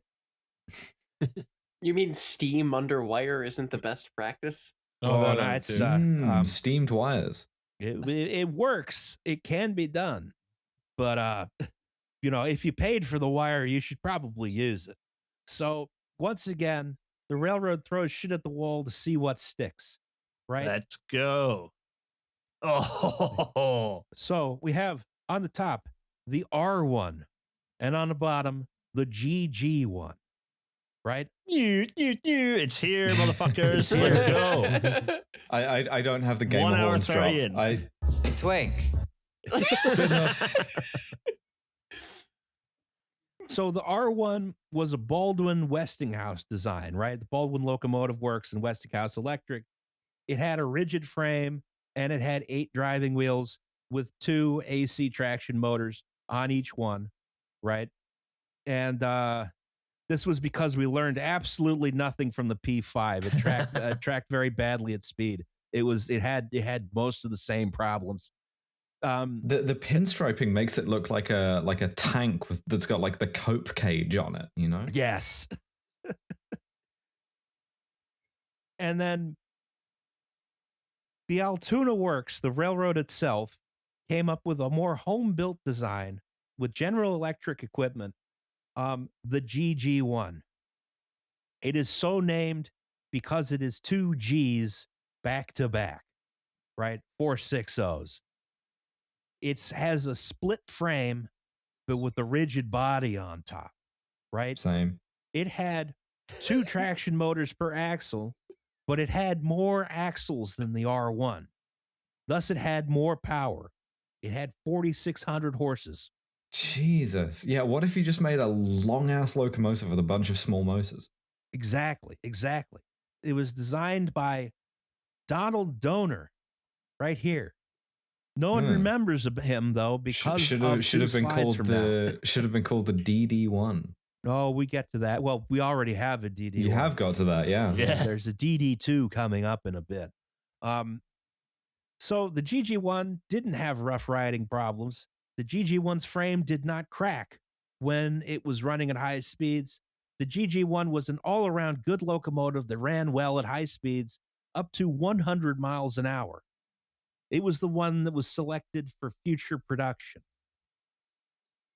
And I love it so much. Every once in a while, I think about like what rail spotting must have been like in this era. When it's like, nowadays you go watch a train and it's like going to be one of the million identical looking GE or BMD or whatever, Union beat to shit Union Pacific units that have like faded American flags on them moving 10 miles an hour. And it used to be like, yeah, you get to see like the Art Deco slab from Metropolis rip past you at 100.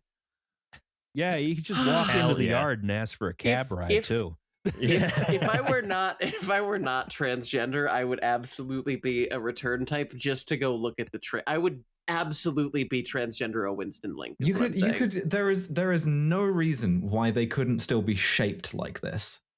Well, yeah, but they need to move fast. I'm learning that there are several reasons why they couldn't still be shaped like this. Yeah. I don't think you would want to design a locomotive with as tiny of a cab as the GG1 had. It was very cramped but the curves would be nice. Yeah, the visibility isn't especially good by modern standards. But anyway, this is the one is selected for future production, right? You can see here the man himself with some of the early like clay models. Unfortunately, has a bit of a resemblance to Elon Musk's Robovan. But that's I don't think they knew that was going to happen at this point. So Donald Donor, that mustache was still fashionable then, right? Yeah, he was holding on to it after because this is still, what the hell year are we in at this point? 30s. We are early 30s. Okay, yeah. 30s, so yeah, you could get away with it back then. He wouldn't know. It's like, why should I change? He's the guy who sucks. Yeah.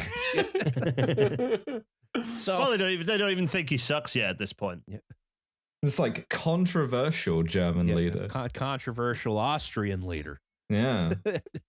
So we see Donor. He is ultimately responsible for the car body and the general structure of the locomotive. Being named Donor, you see him, doing the nominative determinism of cutting a big shape out of a block. That's sharp true. object. That's true. This comes off of a rotating spit.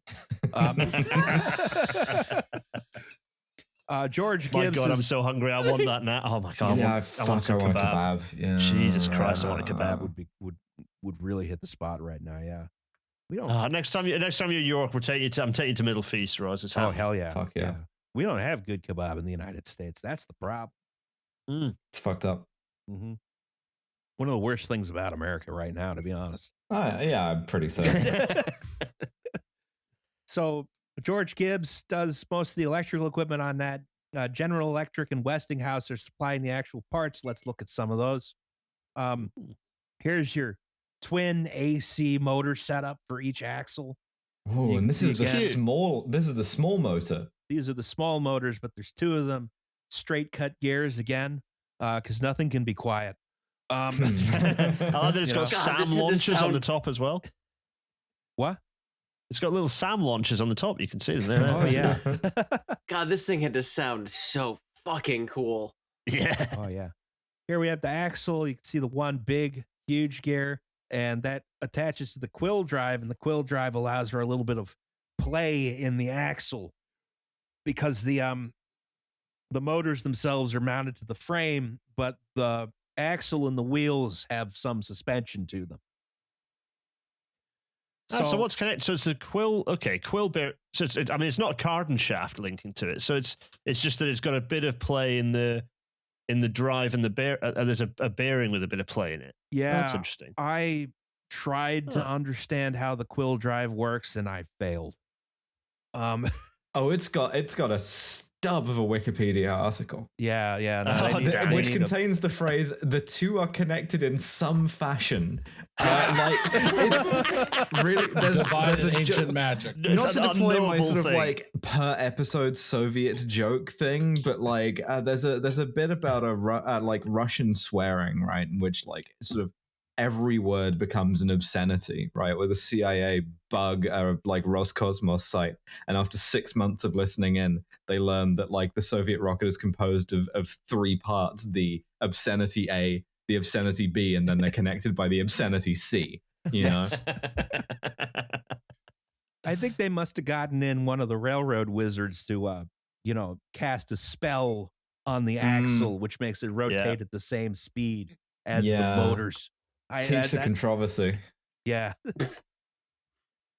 So anyway, the pantograph takes down 11 kilovolts of 25 hertz AC current. 25 hertz was much more standard at the time than it is now. Now everything's 60 hertz. But anyway, it steps that down to 400 volts for the 12 385 horsepower traction motors. Again, you need 12, 2 per axle, because again, the AC motors don't have any torque, right? Incredible. These drive the wheels through the quill drive, right? The so-ons I already mentioned, the frame, having the motors mounted on the frame reduces unsprung weight, which means the motors last longer, right? Also means the frame lasts longer, which it's going to have to do. And it doesn't fuck the track as quickly as well. This is good for everything. You want to reduce unsprung weight. You want as much above the suspension as possible. Yeah. And the body on top, I didn't find any good pictures of it, but underneath the skin is essentially a truss bridge. Warren or I don't remember, but it is built like a bridge. Let's say, for the sake of argument, it's a lenticular truss structure. So the frame is articulated in the middle. That means it's better on curves. It reduces forces on the frame. That's why it doesn't crack as much as the earlier rigid frame locomotives did. It's a simple, durable design. One feature it missed that steam locomotives had is at this point, all the coaches use steam heating. That's easy to get on a steam locomotive, but on an electric locomotive, where do you get the steam from?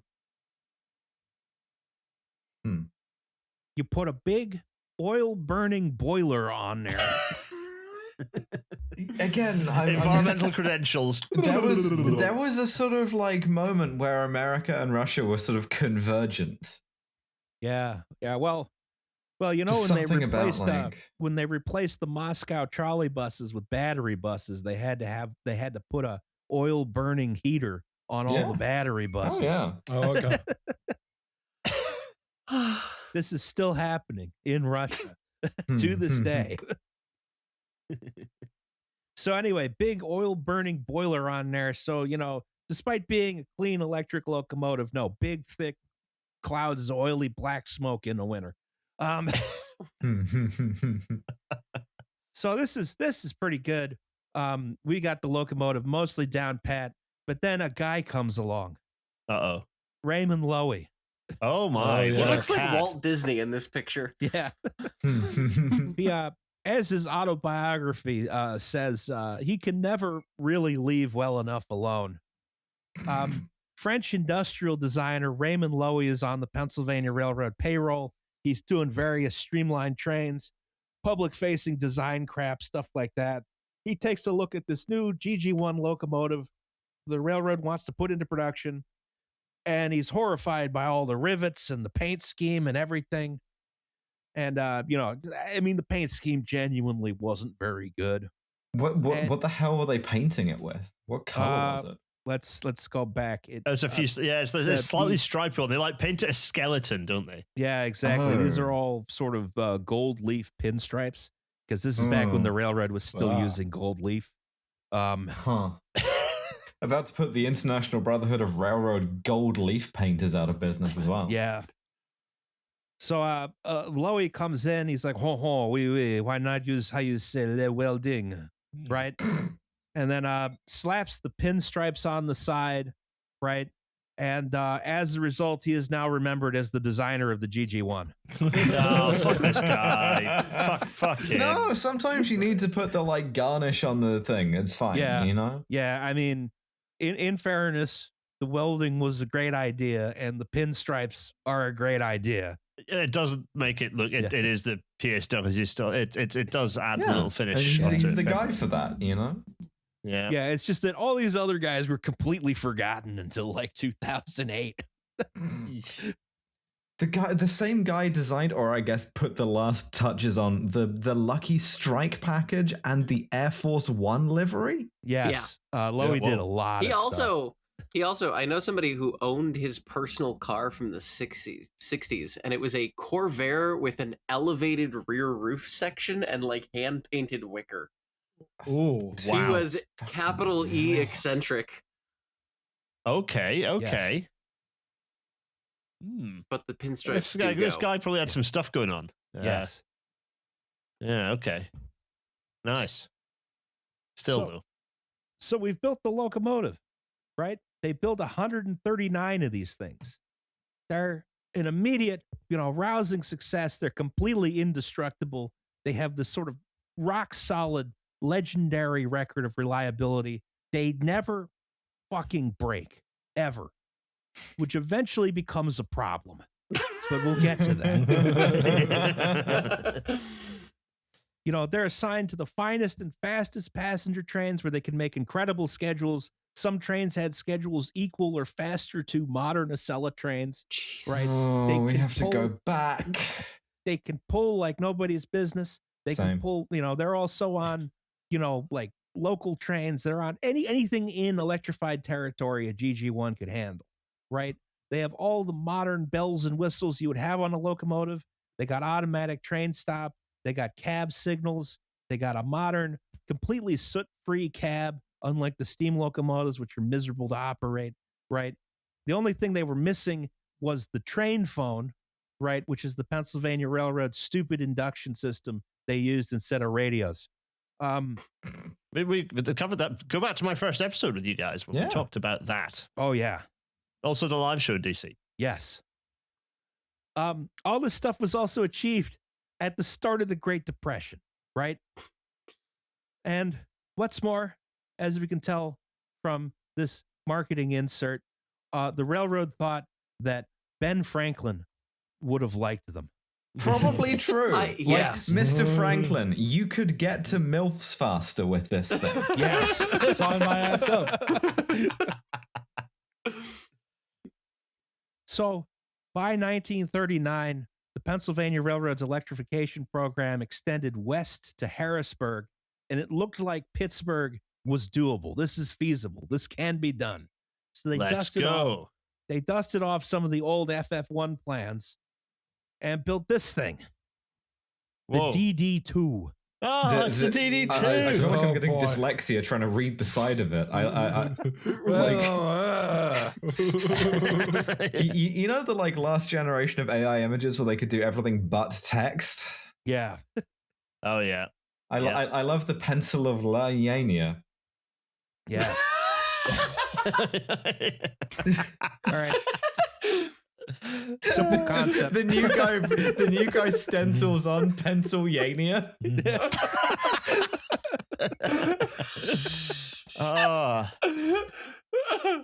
I mean, there are different arrangements of those letters right there. Yeah, crikey. Yep. So the idea for the DD2, very simple. Okay, we have slightly better AC motors now. We're going to use less wheels and we're going to put more power on them. And then we're going to have more adhesion so we can haul big, heavy freight trains, right? we build a smaller but more powerful GG1. And the GG1 would be for the passenger trains, and the DD2 would, destroy Horseshoe Curve. Yeah. Not to digress too much than slide 31 for 56 slide bonus episode. I'm gonna shoot you with a gun in the stomach as I go slowly. Listen to Bloodwork podcast. That's right. But why are fewer wheels better adhesion? So, because there are fewer wheels, more of the locomotive's weight is on those fewer wheels. Okay, that makes sense. Thank you. Yes. So most effective way of transporting freight is a grotesquely heavy unicycle. Yes. Yeah. Yes. Yeah. That's why switcher locomotives were generally, they had no guiding or trailing wheels, or in the UK, freight locomotives also usually no guiding or trailing wheels. Okay. All of the weight is available for adhesion. Yep. Okay.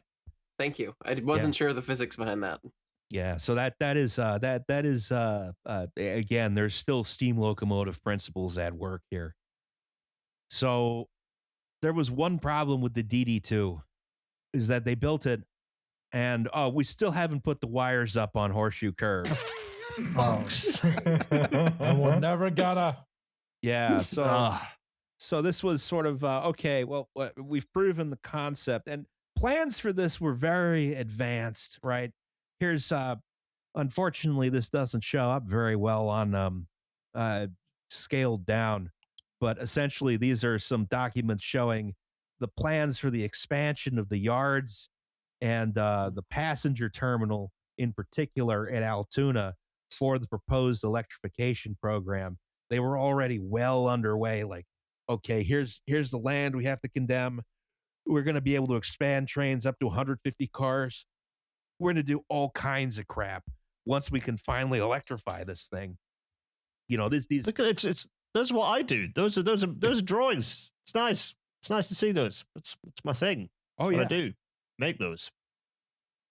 Yeah, but they got you doing it on the computer as opposed to on like 10 sheets of paper with a pencil. Correct. Paper, yes. Yeah.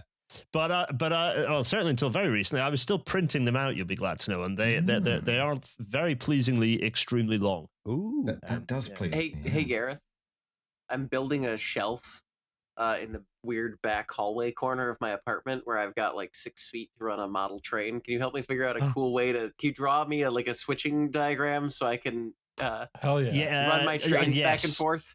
God, yes, I can do that. Yes, thank you. This is where you run into the model train problem, which is, oh wait, in real life that curve would be, 45 feet long in HO scale. Yeah. So I finally modernizing the Altoona passenger station, I think is one of the funny things here, just because the Altoona passenger train station, they built it once right after the Civil War, and they never upgraded it. It's just like on the Pennsylvania Railroad's to-do list. Yeah, it was on the to-do list forever. It's like me watching The Brutalist. It's like, I'll get around to it, for fuck's sake. I know it's going to take forever, and it's probably not even going to be that good. But this looked like something that was gonna go. It was gonna happen, right? And if it happened, we'd be living in a very different world right now, I think, in terms of American railway electrification. But it didn't happen. Why was that? The Great Depression. A date that shall live in infamy. Yeah. Everyone was so chuffed about the Great War, they decided to have an even greater one. If you want a grounding in the war in the Pacific, one thing I don't recommend doing is watching the two movies Midway brackets 1970 something and Midway brackets Roland Emmerich 2019 back to back, because they're both bad in different ways. I'd rather have a grounding than being sunk, though. This is true. Yeah, there's sharks in that water. You can watch Tora and get the get the authentic. Watch an actually good film. Yeah, in my wife and I's watch list on our Plex, we've had Come and See sitting in there for like 2 years because we're like, do we feel like watching it tonight? No, I don't actually. I don't want to watch. You should watch instead of that. You should watch Tora. Okay. It's very, very good. It's good, yeah. There's at least one movie about Pearl Harbor. I think it's just called Pearl Harbor. It is called Pearl Harbor, yeah. There is a GG1 parked in a rail yard next to Pearl Harbor. In Hawaii? In Hawaii. What are you doing there, brother? Wait, is that's Tora Tora Tora? Presumably there's only a GG1 in Tora Tora Tora because the Pearl Harbor was made in flipping, what's his name? Yeah, I would be astounded. I mean, hold on a second. I'm going to look into this. GG1 Tora Tora Tora. There we go. I think this was a more recent one than Tora Tora Tora. Yeah, this is the one made by, what's his name? The Transformers guy. Yeah. Michael Bay? Michael Bay. That's the one. Yeah.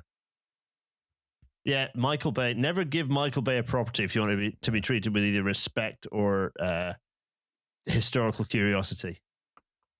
Yeah, it's like you throw in a Michael Bay and it sort of sits there and you're not even sure that it's doing anything. You got to take it out before the recipe is done. So anyway, that was always going to be a sauce joke. You know that Ross has always got a sauce joke on the boil. You just know it's always there. It's just simmering there in the background. Yeah, war were declared. I mean, the problem with Michael Bay is he uses so many stock characters. Oh, Thanks. Thank you. Thanks. 23:32 UK time. Yes. Once again, wartime traffic takes precedence over everything up to and including basic maintenance. Plans for electrification fall to the wayside. Once again, after the war, the Pennsylvania Railroad was left with a railroad which is absolutely beat to fucking shit. It's interesting as well because like both wars internationally, the US is kind of remembered as like, oh, emerging power, you just tank that, you're doing that in your sleep. And then you look at how it went domestically and it's like, oh yeah, you guys also just like ran all of your railroads into the ground. Yes. Yep. And then rather than fixing them, we decided to build an interstate highway system. Thank you, General Eisenhower. Yep. Where's the image? Oh, flash up the image. So, in the intervening time,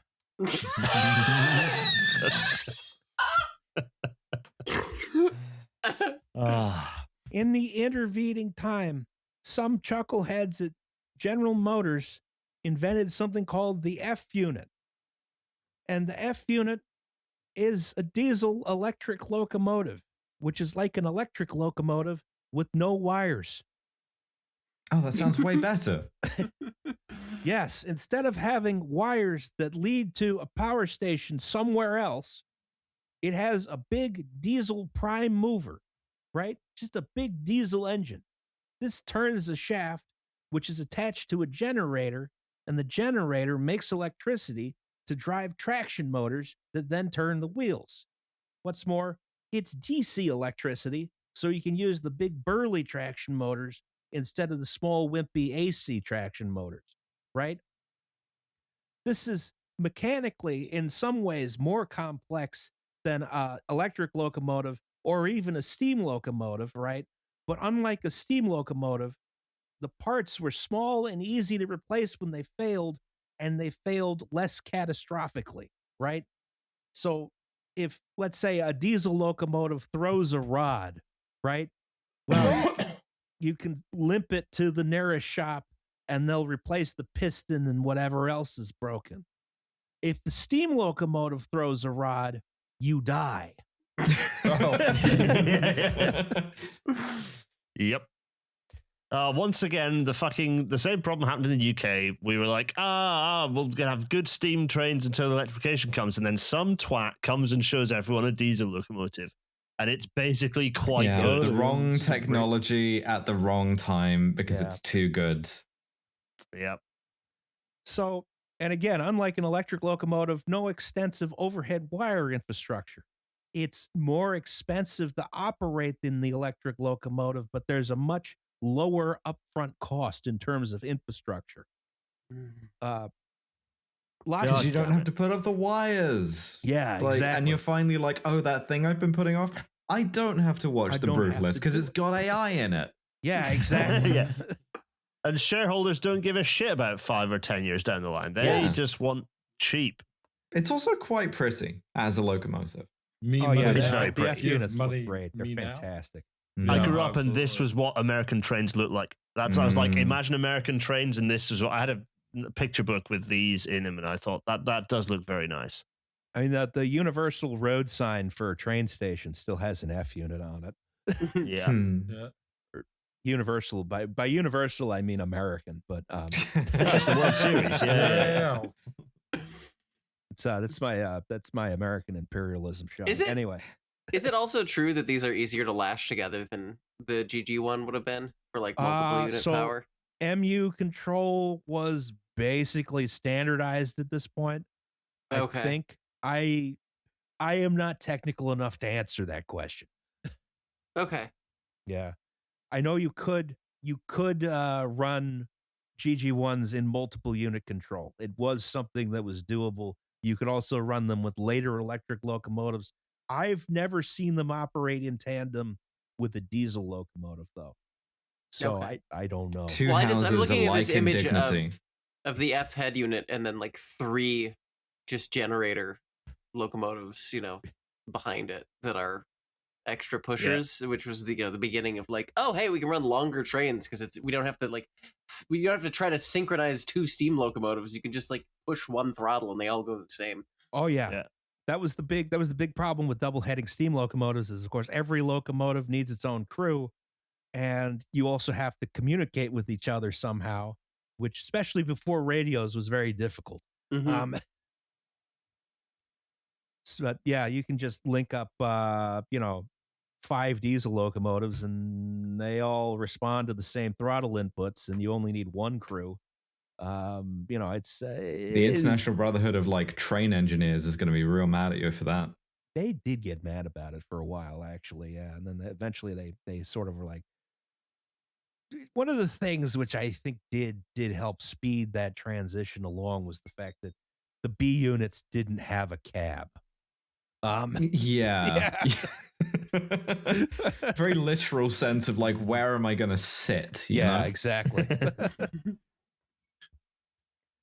So anyway, a lot of railroads thought, okay, diesel locomotives, this looks like the answer. We don't have to do electrification, because electrification was it looked like it was going to be the way to go in the future up until this point.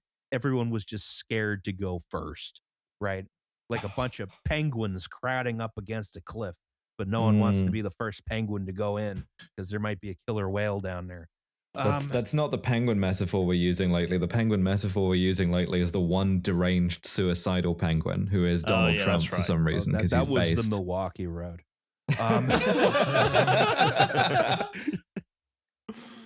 So the Pennsylvania Railroad starts ordering diesel locomotives as a stopgap until electric operations could commence. This in turn reduced the urgency of the electrification program. Thus, this is like a stopgap process in the same way as like Baathists had like state of emergency. Yeah, it's funny how these temporary programs turn out to be permanent.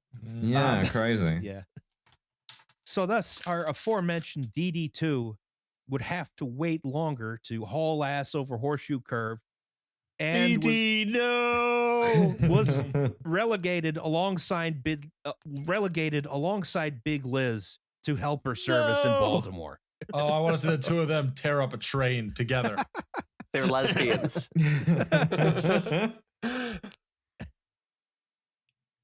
So anyway, but the GG1s are already well established. They aren't going anywhere for a long time. So let's talk about some of their career, by which I mean we're going to talk about predicaments, right? Yeah. When you said they weren't going anywhere, one time through the floor. Yeah. Obviously, we have talked about this both a long time ago and recently in a live show. The GG1 that whacked into Union Station with the Federal Express and fell through the floor. Straight through Duncan's. Yep. Yeah. Lifted it back up, put it back into service, unless I'm misremembering. They cut it into 3 pieces and then reassembled it. Good as new. Incredible. We'll talk more about this particular unit later on, just a bit.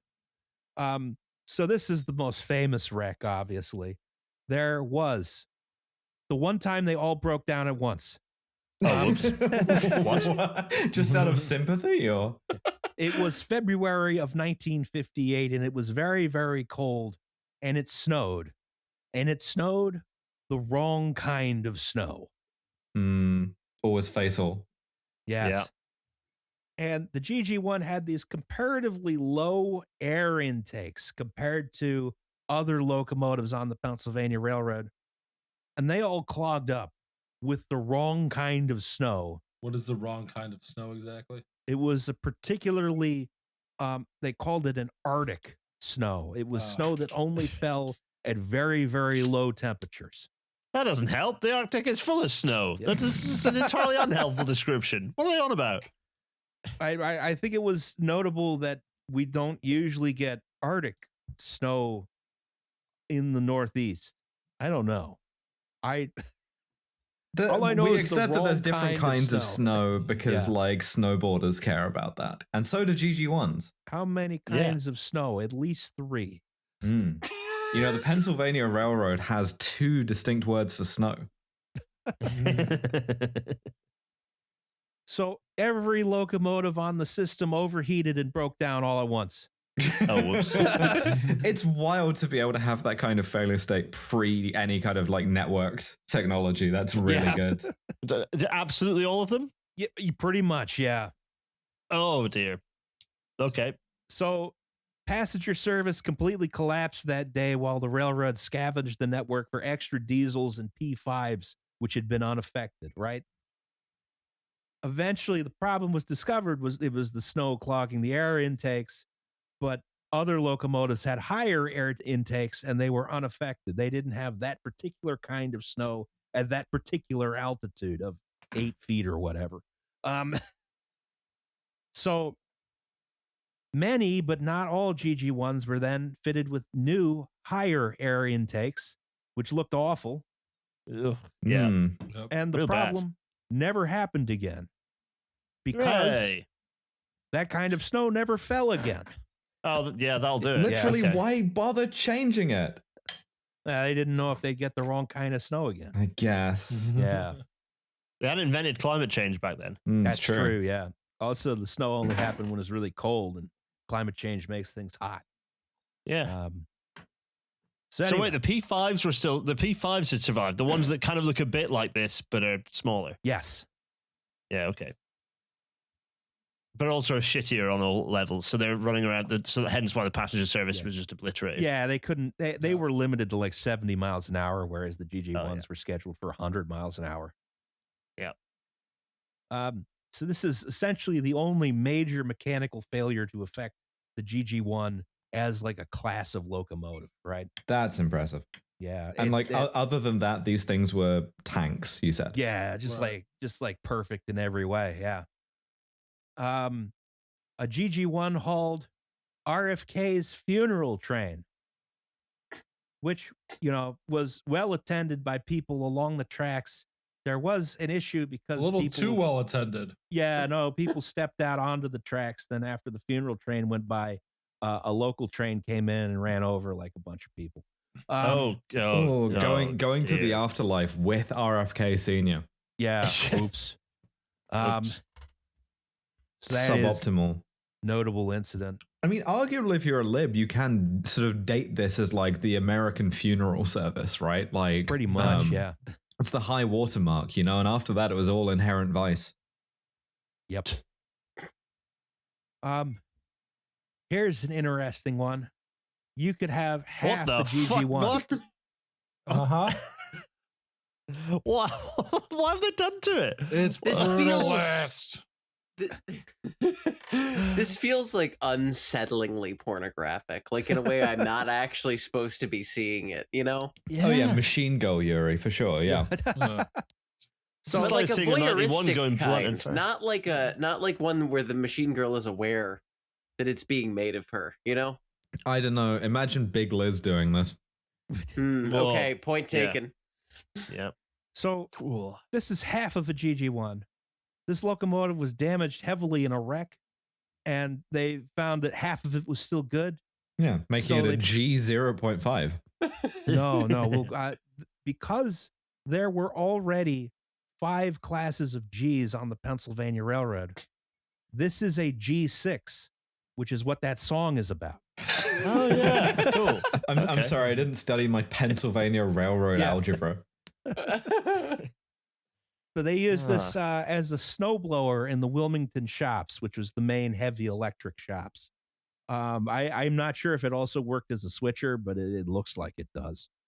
One of the more unsettling things I've seen, actually. I don't know why. Half a locomotive. Yeah. Just I saw someone's laser cut the thing in half, and yeah, okay. Ugh. Odd. Very strange. Wait a minute. Why is its ass hanging out like that? What is this? What are they doing with it? So judgmental, Jesus. This is the snowblower part, I think. Oh yeah, of course it would be. Okay. Oh yeah, they've made the GG1 prolapse, and then I guess that's why they call her Big Liz. Yeah. It's a pleasure to do this for work. Deeply unsettling image. Yeah. A GG1 met the Flying Scotsman. It did. This also is Yuri. So this was when an insane man brought the Flying Scotsman and several Mark I coaches, or earlier than Mark I coaches, I'm not sure, over to the United States for a nationwide tour. And when the Flying Scotsman was traveling on the Northeast Corridor, a GG1 had to lead because the Flying Scotsman was not built with cab signaling that worked on the Northeast Corridor for some reason. due to the sort of supposed universality of like American railroad signaling. Yeah. So that happened. Very weird to see a steam loco, but particularly a rake of Mark I's on the Northeast Corridor. That is strange. Oh yeah. Yeah, it looks kind of wrong. But listen, I'm glad they got to do it. As like a kind of, it's enrichment for them. Yeah, meet your cousins. Little holiday. Exactly. Yeah. Hear the strange accent. This is it. Well, in some ways, I was a Flying Scotsman when I came over for the tour. So, yeah, I can relate.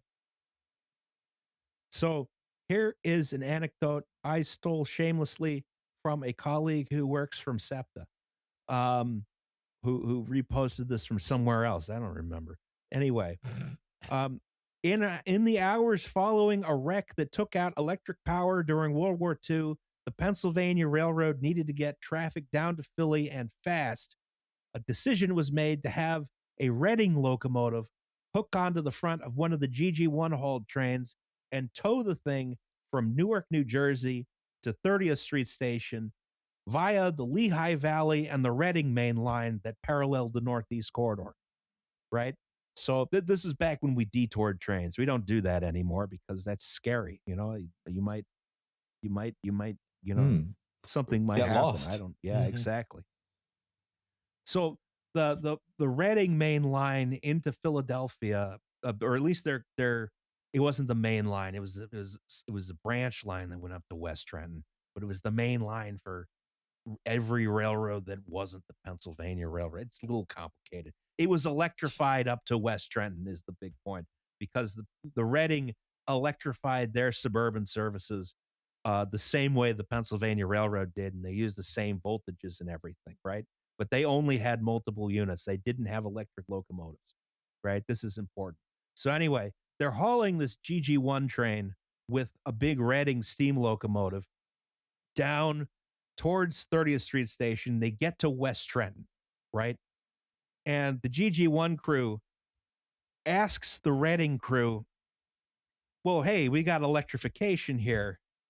Do you want us to put up the pantograph and turn on the power on the engine so we're not just dead weight, right? And the Reading crew was like, yeah, this is a good idea. Let's try it. So they leave West Trenton. The GG1 puts up the pantograph. They put the power on, and every breaker on the Reading Railroad tripped at once.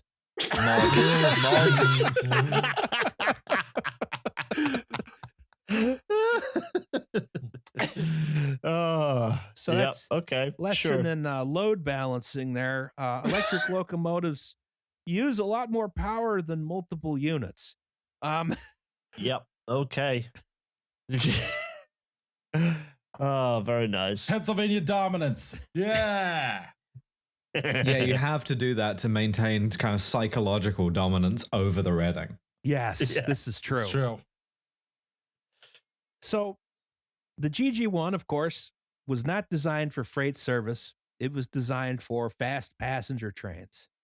But declining passenger numbers and the intentional kneecapping of the whole passenger rail network by the railroads eventually meant that GG1s found their way into becoming mixed traffic locomotives. Oh, boy. Some were even re-geared for exclusive freight use.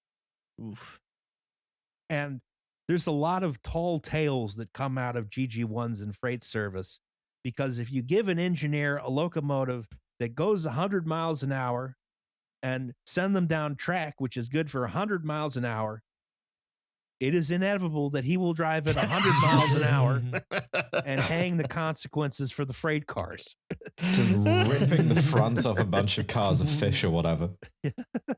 Well, no, you just start getting, horrible hunting oscillation the whole way. That's Incredible. 45 cars back, though. That's not my problem. Don't worry about that. There's also a very apocryphal story from sometime in this era of executives at the Pennsylvania Railroad wanting to find out what the actual top speed of the GG1 was. So they set up one with 10 cars and a dynamometer car. And they got up to Trenton, because from Trenton to New Brunswick, it's dead straight, and had the engineer open the throttle. So the story goes, it crept up to 110, 120, 130, 140, 150. And at 160, the engineer shut off the throttle. Oh. And the guy was like, it's still accelerating. What are you doing? And the engineer was like, 160 miles an hour is the top speed of a GG1. This is again a very apocryphal story. There is a recording somewhere out there on the internet of the actual guy telling the story, though. I've lost it. But I know it's out there somewhere.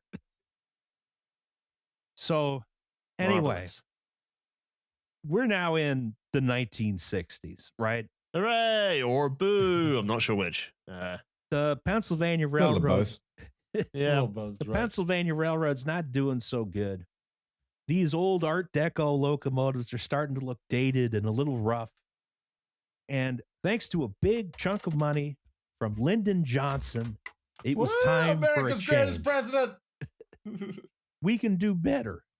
We have technology, right? Yeah, this is also how technology to napalm a bunch of kids in Southeast Asia. Yeah, that's true. Yes. This is the don't worry, Hitler's invasion of Russia is going to go great this time because we have tanks.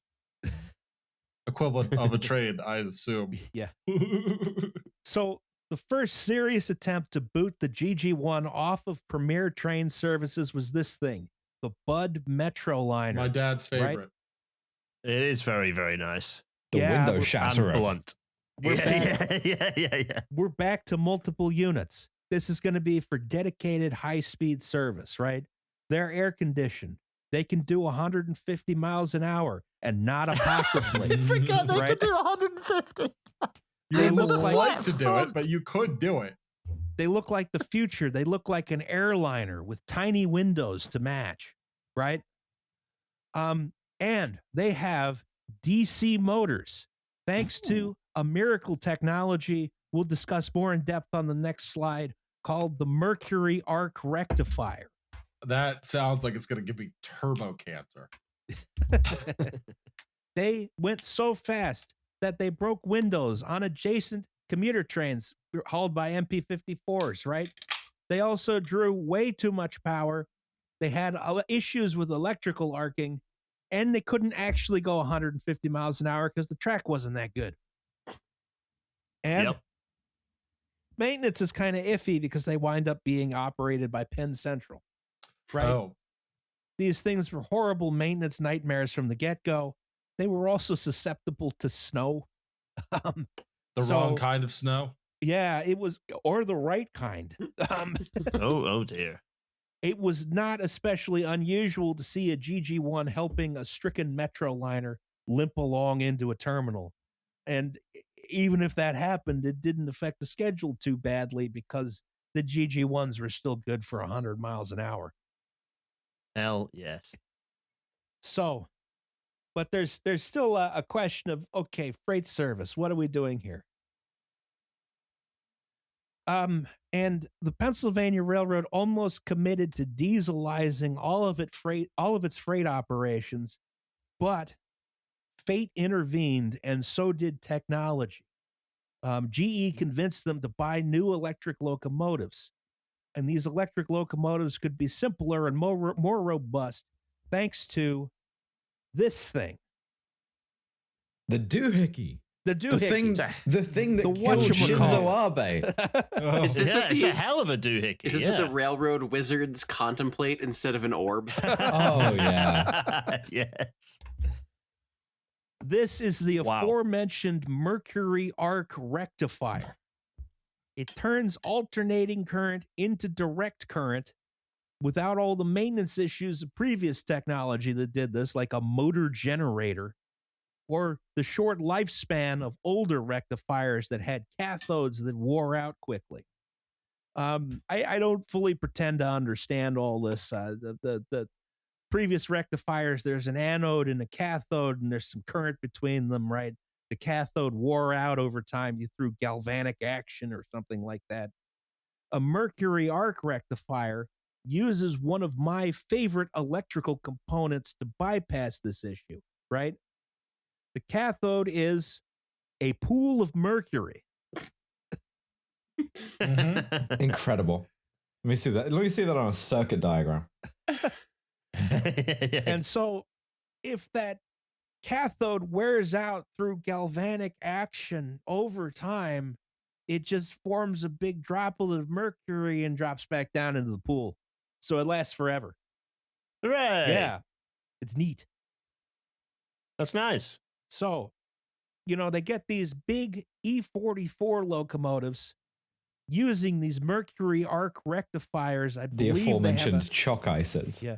They use a trade name for them. I think they're called ignitrons or something. Ignitron, something like that.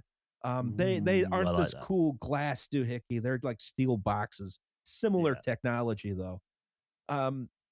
It would be fun trying to build a train that looks like that can have a mercury arc rectifier that looks like that inside it without it instantly being shattered and sending mercury gas at all of the engineers. Yeah.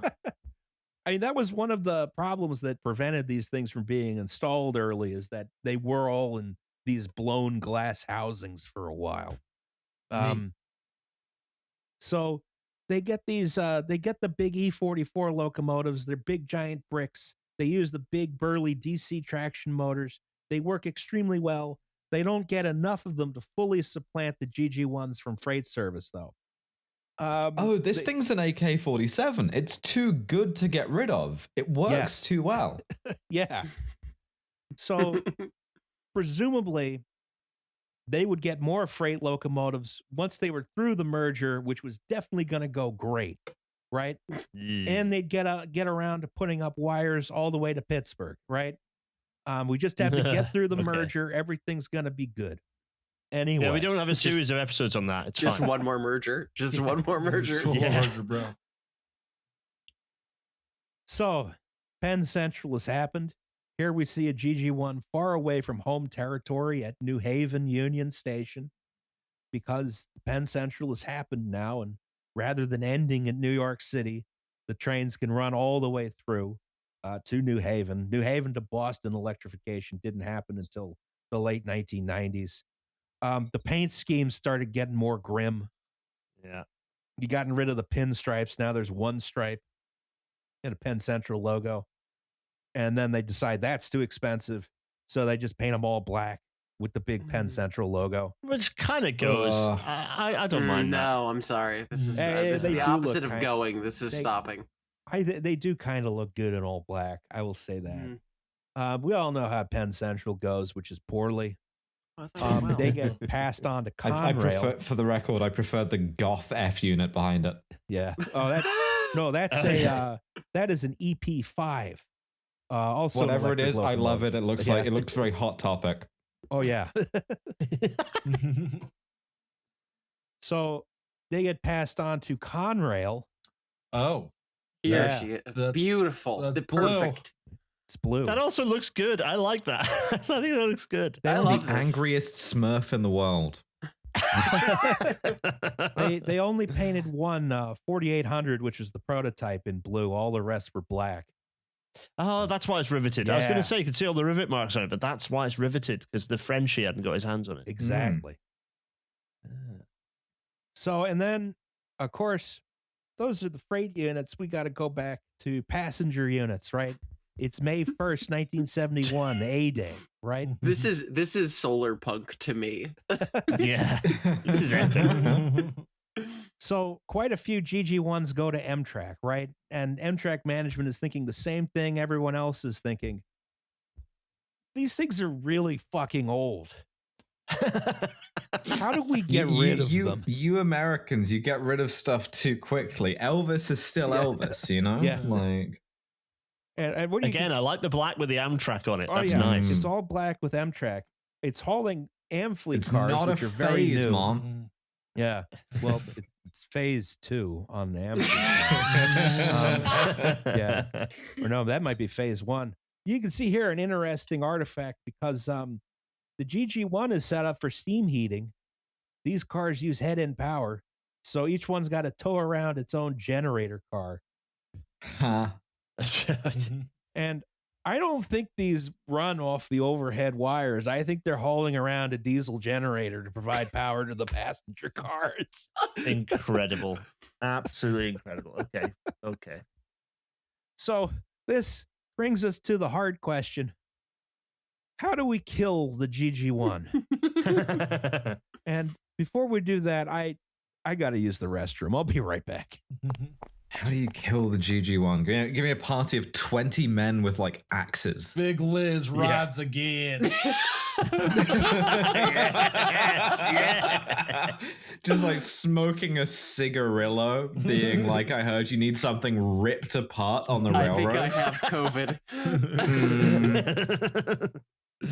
Wow, yeah. I think you can ride, I think it's the Amfleets is what they're using here on the Cascades now. You can ride cars from this era up and down the coast of Washington because the cars that we did have, these are, I can't ever remember. I'm not going to lie, I wish my train credentials were better, but I just mostly like to like invent fake railroads and then build like little model trains based on them. World building is genuinely so cool. I've told you about mine, right, Nova? No, please do. The Hoquiam Rainier in Tacoma, or HRT. Fuck, that rules. Yeah, it's weird that if I had a nickel for every Transwoman who had invented a fictional train system called the HRT, I would have 2 nickels. Yeah, I mean, I had Jay actually did the logo for it. It's beautiful. Oh, hell yeah. Oh, nice. Yeah, it's based on like, I actually went and did research, and it's based on an actual existing short line that is now owned by the big conglomerate, whatever it is, Genesee and Wyoming, that owns every short line in America. But my divergence point was Ronald Reagan's air traffic controller strike went poorly, and then we ended up in the good timeline. Oh, the good. It's always nice to find a point in time where you can think, I reckon we could have had a good timeline from that point on. Yeah, that's nice. I like that. The other HRT is Hiawatha Rapid Transit in Spectra, the forthcoming immersive sim. Ooh, yeah. I'm back. What did I miss? We were talking about fictional railroads. Ah, I see. Well, and specifically the naming of them HRT. Yeah, my fictional railroad is called the Hoquiam Rainier in Tacoma. It's based on a merger of short lines in the Cascades region. My long-running railroader session is called the Clinchfield Railroad 2 Clinch Harder. But the reporting marks are CRT, so everyone calls it critical railroad theory.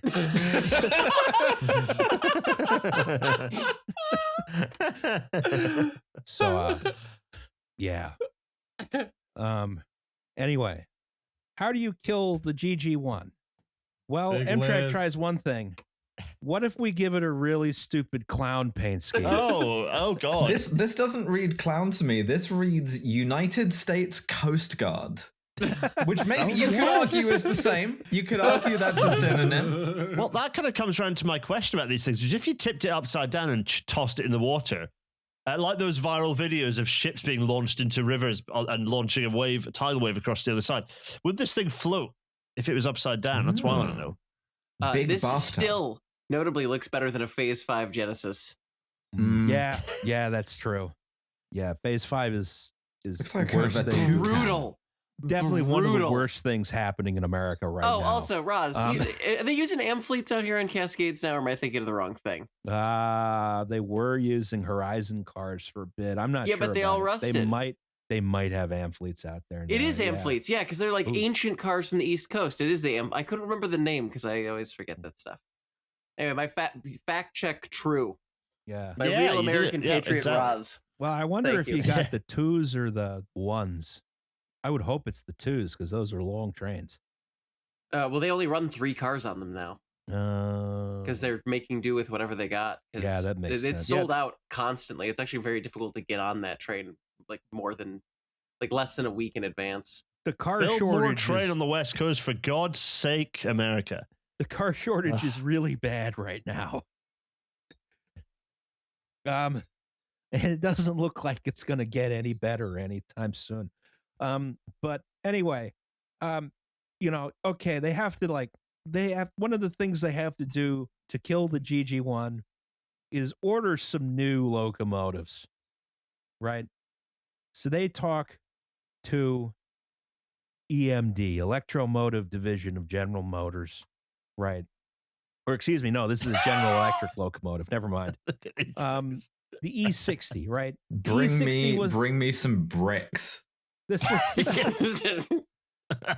was an electric freight locomotive that was built for at first one of the conveyor belt style coal mine railroads out west, I want to say, right? Because a lot of those coal mine railroads operated off electric power because it went from the coal mine to the power plant, which was owned by the same company, and the electricity was free.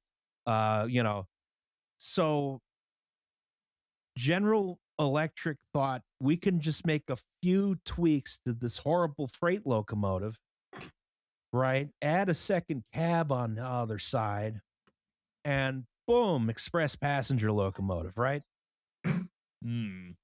I didn't work. No. So problem 1 was the trucks, the bogies, right? They used essentially the same freight locomotive style trucks on there, and they couldn't go above 90 miles an hour without hunting oscillation. Yeah, and as those engineers on the GG1s will tell you, coal does not complain when it gets shaken around. Yes. These that's no yaw dampers on those trucks, I would imagine. No. That'll be a fun ride if you tried to get it over 90 as the engineer. You're going to start understanding what lateral acceleration means in real time. Exactly. Furthermore, it was a big box that was designed to haul loosely coupled freight cars. Passenger cars are tightly coupled and they're closer together, right? But they made no allowances for this. So on tight curves, the locomotive body would physically make contact with the first coach. Oh God. This feels terrifying. Oh my God. Shaking from one side to the other and then just punting the passenger car you're next to. Yeah, you ever crash into your own train? So and people say American railways don't innovate. Yeah. So this thing was a dud, right? But this wasn't conclusively determined until Amtrak had 37 of them crowding up. Oh, good. Okay. 2:31 a.m. going back for another E60. As Ronald Reagan said, the most terrifying phrase in the English language is, "I am from the government and I would like to buy 37 freight locomotives." I'm from GE and I'm here to help. Meanwhile, as we see ominously in the background here, the GG1s kept rolling merrily along. Oh, yeah. You see, Looking I've depicted completely myself as the unbothered GG1 Chad, and yourself as the E60 Cell. We have to turn to horror of horrors, international best practices. And these, you tell me being ahead in the slides, these look nice. I like this livery they put on them. That looks really nice. So yeah, we see on this train an American, a Swede, and a Frenchman walk onto a railroad. Obviously, to haul this menagerie, they trust the GG1. Real kind of train your replacement moment. Yeah. So Amtrak imports 2 locomotives from Europe for testing, right? There's this Swedish RC4 class here, right? And then there's this big French SNCF CC 21,000. Okay, right? That is actually really pretty for reasons I can't fully articulate. It's just beautiful to me. Large Helvetica is part of those reasons, I think. Honestly, it's a big British rail, weirdly. It's the large Helvetica looks real good. The Amtrak, like the steel, the metal color looks real good. The Amtrak stripes, it's just the cowcatcher's nice. Solid. Even like it's just You putting a cowcatcher on a French locomotive is very funny. Yeah, Le Catcher du Vache. Yes. So they bring both these locomotives over. They make some modifications to them so they work on the Northeast Corridor. This is in 1976, right? They rack up thousands of miles in testing. Everyone's like, oh, which one is Amtrak going to pick? Now, that wasn't the purpose of this. The purpose was to develop a proper locomotive for the United States, but they do find out eventually they prefer the meatball to the souffle here. They go with the Swedish design by and large, right? So EMD and the Swedish company ASEA, they collaborate to build the American version of the RC4, which was the toaster, the AEM7, right? I kind of love this. Oh yeah, yeah, it's cute. This is the first locomotive that I had been on a train in service behind and have also seen in a museum. But the AEM7, it's very small, it's very light, but it has the advantage of relatively modern power electronics, so it can pull. It's very, very powerful, right? It's again a joint EMD and ASEA project. The stainless steel body was actually built by Bud. It was one of their last contracts. And this was it. This was the locomotive that killed the GG1. It took the Swedes to do it. Assassinated by a perfidious Swede. Yeah, you're welcome. Yeah, this is. It's just me hanging out. And this is like the glory period of like Amtrak just getting international stuff in, right? There's quite a lot of this happening. I did a rail matter recently about the history of tilting trains, which was kind of a lot of fun because it bounces all over the place, and it's quite fun. As to the tilting trains. Well, quite. It is quite fun seeing the relationship between the Swedes and the US and the French and the Canadians as well. Weirdly enough, it's quite interesting seeing this. It was the glory days. Like Amtrak, we're like, well, let's learn from the rest of the world. It was a good time. International Rail Consortium. And you look at this image, all the rolling stock we're looking at here is like under 10 years old. It's everything's brand new. Everything's really good. Things are looking up. What they didn't know is that, these cars would still be running now. And dear. The AEM7s were retired in 2013, I want to say.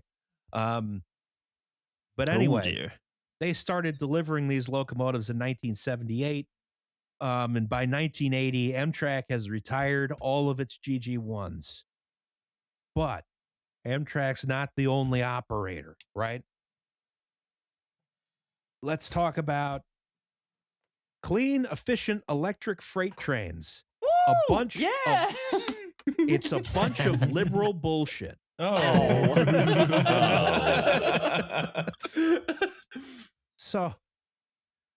So Amtrak had inherited the Pennsylvania Railroad's Northeast Corridor, the main line from Harrisburg to Philadelphia and the Northeast Corridor from Washington, D.C. to New Haven and on to Boston, right?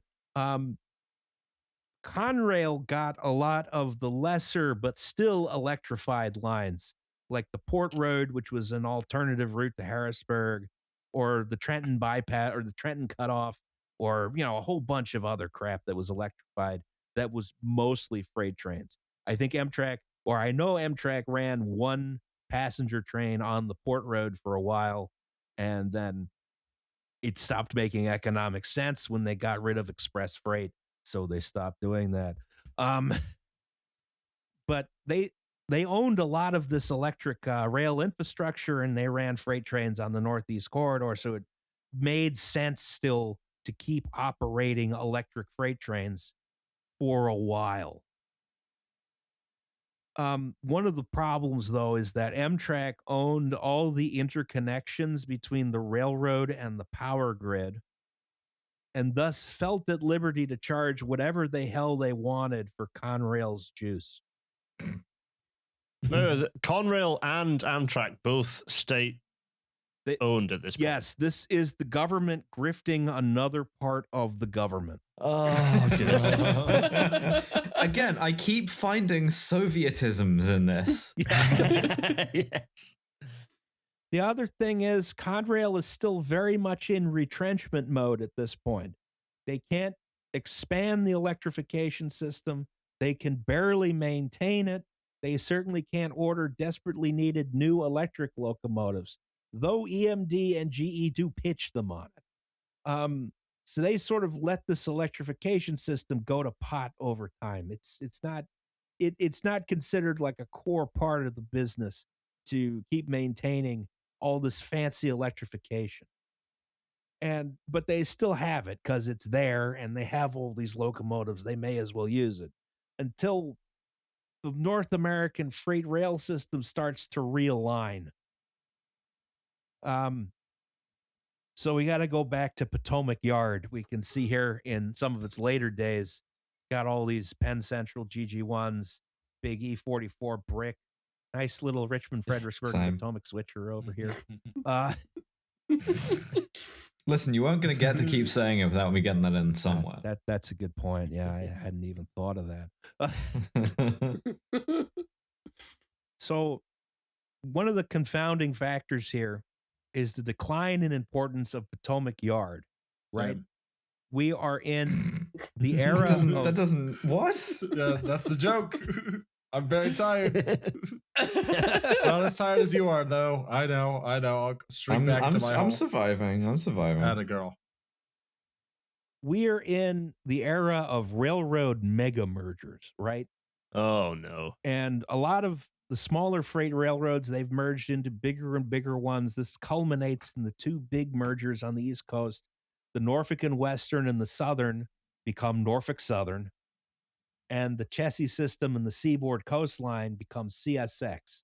That's in 1981 and 1986, respectively. The haunts, yes.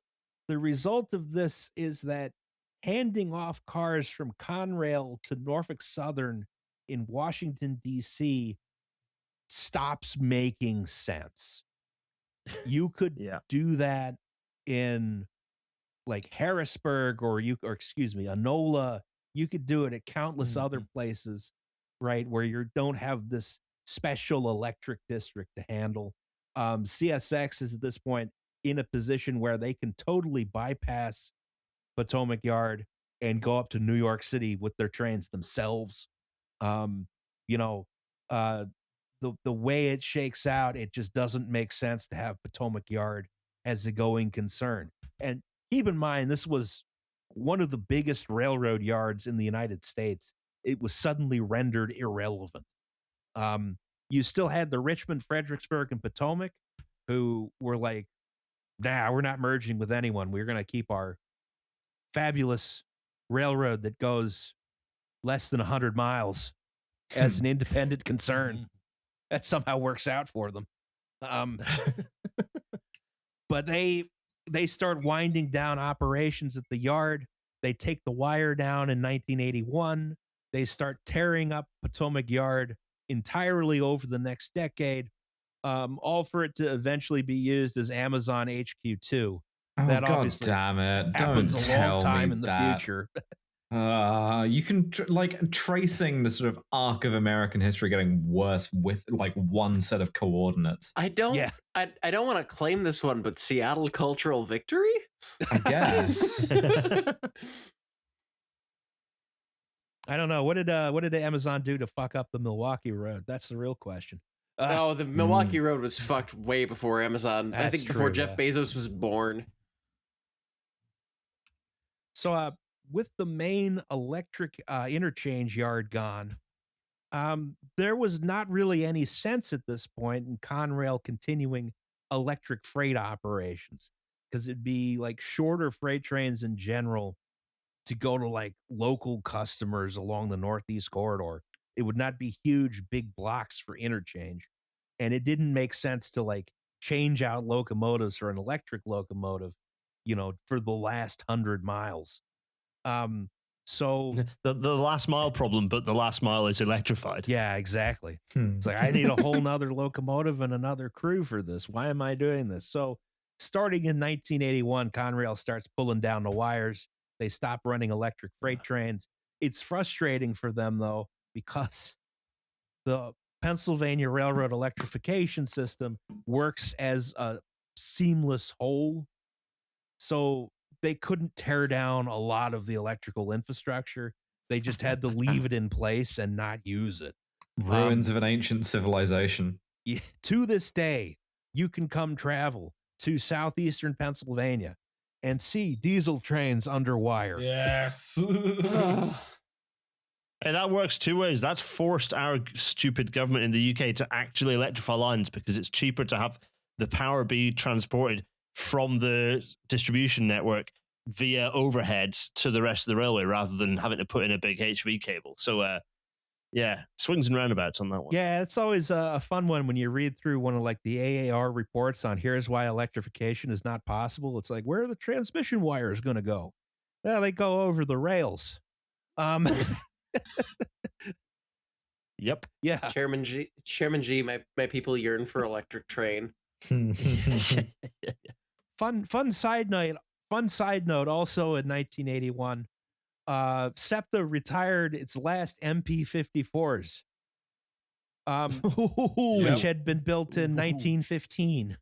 Jesus! Wow, those things lasted forever. One of them was donated to the Railroad Museum of Pennsylvania, and when they got it on the property, it fell apart like the Blues Brothers car.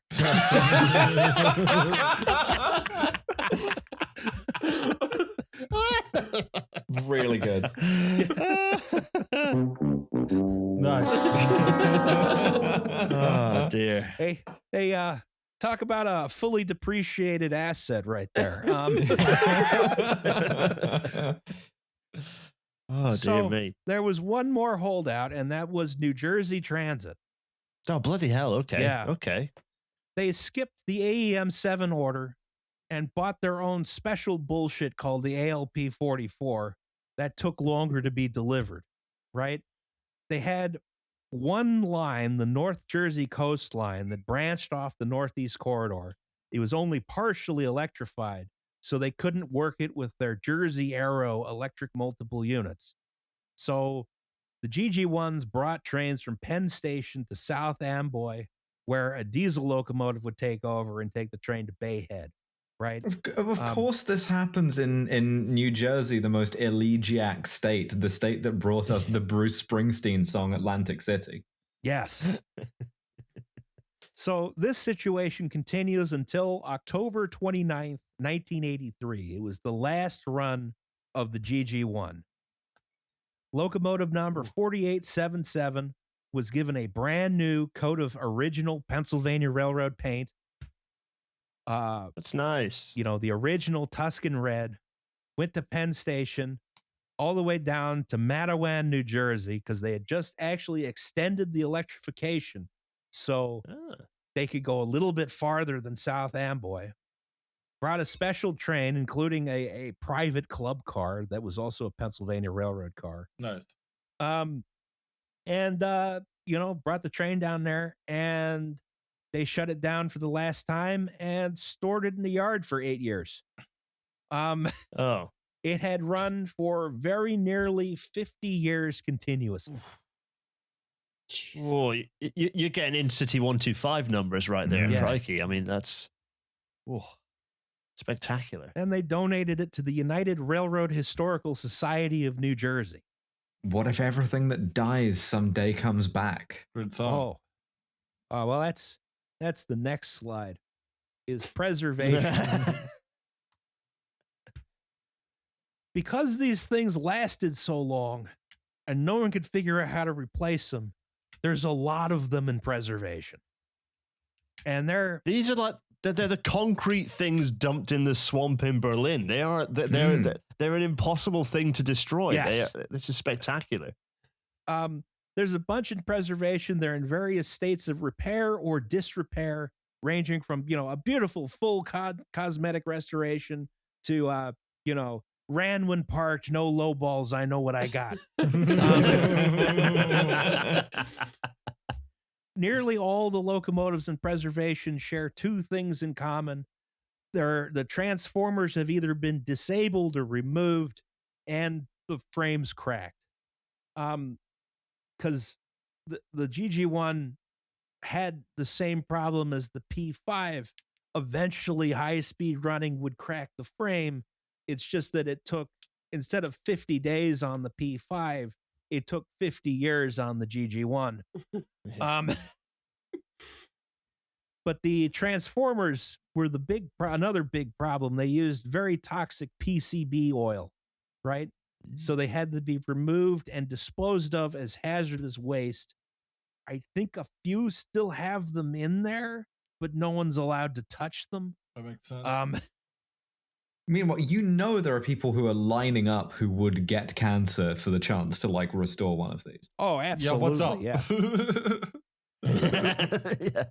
I'm sure you could bum out you could swap something in and out, surely. But then the purists wouldn't like that because it wouldn't be a pure original. Yeah, okay. I mean, that's the point. Well, that's the next slide. But yeah, it's often discussed what it would take to restore a GG1 and run them on the main line, right? It seems unlikely. It might not be impossible, though. So, ironically, one of the best candidates for restoration is our friend who made a trip to the basement of Union Station, 4876. Yeah, baby. Because since it was cut into 3 pieces and reassembled, it has the newest frame of any GG1 by a good 20 years. The PCBs are still a problem. There's a real question about the amount of historic material and equipment you could preserve in a running GG1. But this is also in the context of, there's a lot of these things around. If you fuck up one, whatever. But getting one of these things running again, there's practical considerations in how you do it, but those become an academic question when you ask the harder question, which is, okay, once I've restored it, where do you run it? Yeah, I'll do it.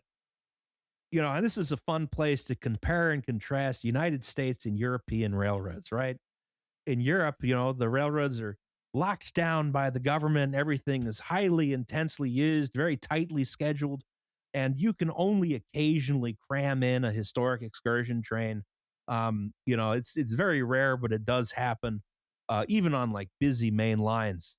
But in the United States, we have railroads with lots of excess capacity, and we have freedom, right? And the railroads have used freedom to ban any kind of historic equipment from operating on their tracks ever.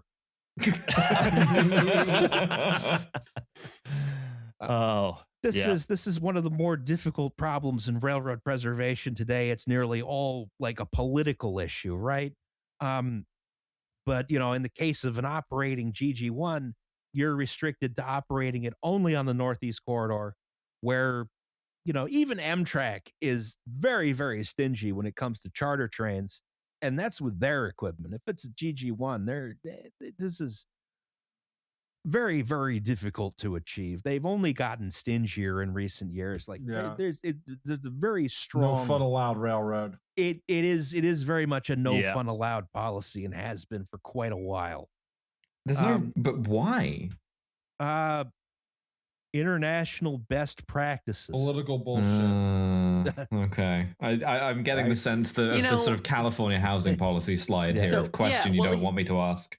Here's the thing, right? Yeah. It's like the easiest workaround for this is to like MK Ultra a billionaire into making historic railroad excursions their pet political project for about a decade. Because like we have this problem in the auto enthusiast community, right? Where it's like there's the EPA and DOT are very specific about what cars you can drive on American roads. And so that's why we have, due to lobbying from Mercedes-Benz, you can't import anything that's younger than 25 to the U.S. if it wasn't sold here and federalized on our roads. Unless you are Jerry Seinfeld and complain to Congress for a decade. Show and display exemption, incredible. Right? The show and display exemption is Jerry Seinfeld and I think Bill Gates complaining about the 959. The 959, that's right. I have a modest proposal. Yes. We kidnap it to Britain. And then we escort it with an HST out of a sense of reciprocity. Can we run it would be great for me because it would give me so many more gauge cleared routes to run W12 freight. Just blast through a bunch of historic railroad bridges. Obliterate Copenhagen Tunnel. Yeah, exactly. Hell yes. Copenhagen Tunnel just like bigger and GG1 shaped. Just knocking arch bridges out the way like they're made of dust. Like yes, okay. There was a photoshopped image of a GG1 in British Rail paint that went around the internet in like 2005. That was always accompanied by the story of British Rail testing the GG1. And a lot of people believed it because it was 2005. Yeah. I've never been able to find the image. That is beautiful. It was Victoria, to your point, the risk of having a rich maniac who benevolently supports the stuff is, do you end up with the rich benevolent maniac we have in the UK who supports all the heritage stuff pretty much, which is a guy called Jeremy Hosking. Don't look into his politics. Well, but that's the thing, right? I can make this more cursed. I can make this more cursed. GG1 in the Great British Railways livery. This is also a problem in the United States railway preservation sphere. Ross Rowland. Rest in piss. Anyway, the sooner Hosking dies, the better. He's bad. The optimism I have is like our local like Heritage Railroad, which is in Snoqualmie. They've got a little old Great Northern Baldwin. I have a picture of it on my wall somewhere. It's like a 260 or something. But in any case, they have a perfect mixture of like old train guys and then like 27-year-old trans women. It's a perfect symbiotic environment. They have managed to introduce the two groups, and it does exist. I was on the Tallaght, which is the oldest preserved railway, certainly in the UK, if not the world. And I was on the Boxing Day, the first Boxing Day special, and it was entirely run by. It was just a full queer crew. It was wonderful. It was beautiful. It was glorious. I was very happy. So it's possible. Better things not could happen. They won't, but they could. I think one of the big problems in railway preservation in general is that the guard has not changed quickly enough. There's still a lot of old reactionary boomers gatekeeping a lot of stuff, but they're also not great stewards of railroad equipment. And some of the political problems we have right now with hey, you're not allowed to operate heritage equipment ever anywhere are due to bad decisions by the previous generation. I like to think that this podcast is aligned with the kind of snatching stuff out of the hands of boomers. Yes. I'm gonna chug through the Cascade Tunnel in the GG1 after I've re-electrified it. I'm going to pull up to the station in my 1970 Hemi Cuda I've pulled out of like hell yeah dead Mick Republicans estate sale. We're going to make muscle cars and heritage railways woke. Yes. Let's do this. I would also say amazing. There are lots of apocryphal stories of museums like hooking up power to GG1s for a laugh, and they just work. I don't think any of them are real because I don't know where you're getting 11 kilovolts, 25 hertz from. Yeah, that's a short supply that you don't just have hanging around. That's probably not real. But everyone says it happens. You want to like spark up a couple of big cables and do like it's alive. Yeah. Started there with that's it exactly. What an odyssey. Yeah, I mean, well, you know, it would be. I believe there is someone who started a crowdfunding campaign to get this particular locomotive restored, and I can't for the life of me find the link. Wow.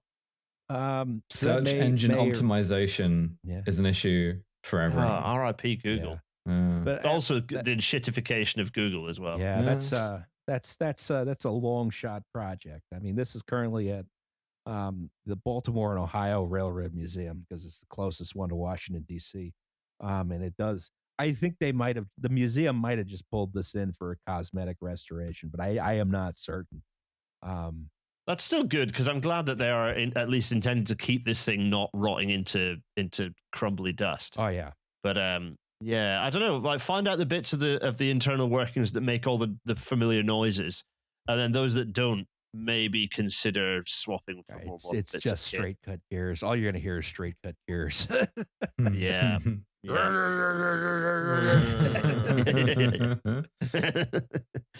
Well, thanks, Roz. I enjoyed that very much. Oh, no problem. I like the GG1. It'd be fun to get one running again. I don't think it's going to happen, but it is one of the all-time train. Mm-hmm. You know, absolutely. It is the train. Great. Beautiful machine. Yeah. And it would be very nice to be in one when it moves. It would be. Yeah. Oh yeah. You go into the tiny little itty bitty cab and know you're completely protected from any kind of accident or problem because the cab is so tiny you can't be thrown across it by an accident. Yeah. You are wedged in. Yeah, exactly. And then once we restore the GG1, we build a new FF1. We build Big Liz too. And get Big Liz on. Yes. Bring back Big Liz. Until someone builds a bigger Liz. Yeah. All right. What did we learn? Train Liz. Justice for Big Liz. Train good. Train good. Justice for Big Liz. Car bad. Railroads bad. International Brotherhood of Railroad Wizards and Warlocks shirt soon. Mm-hmm. Yes. Probably by the time you listen to this, inshallah. All right. Well, beautiful. We made it through 56 slides. Oh my God. Just 3 hours. We did it. Amazing. Well, that was a podcast. How do I stop this? Oh, right. I'm asking this for a long time.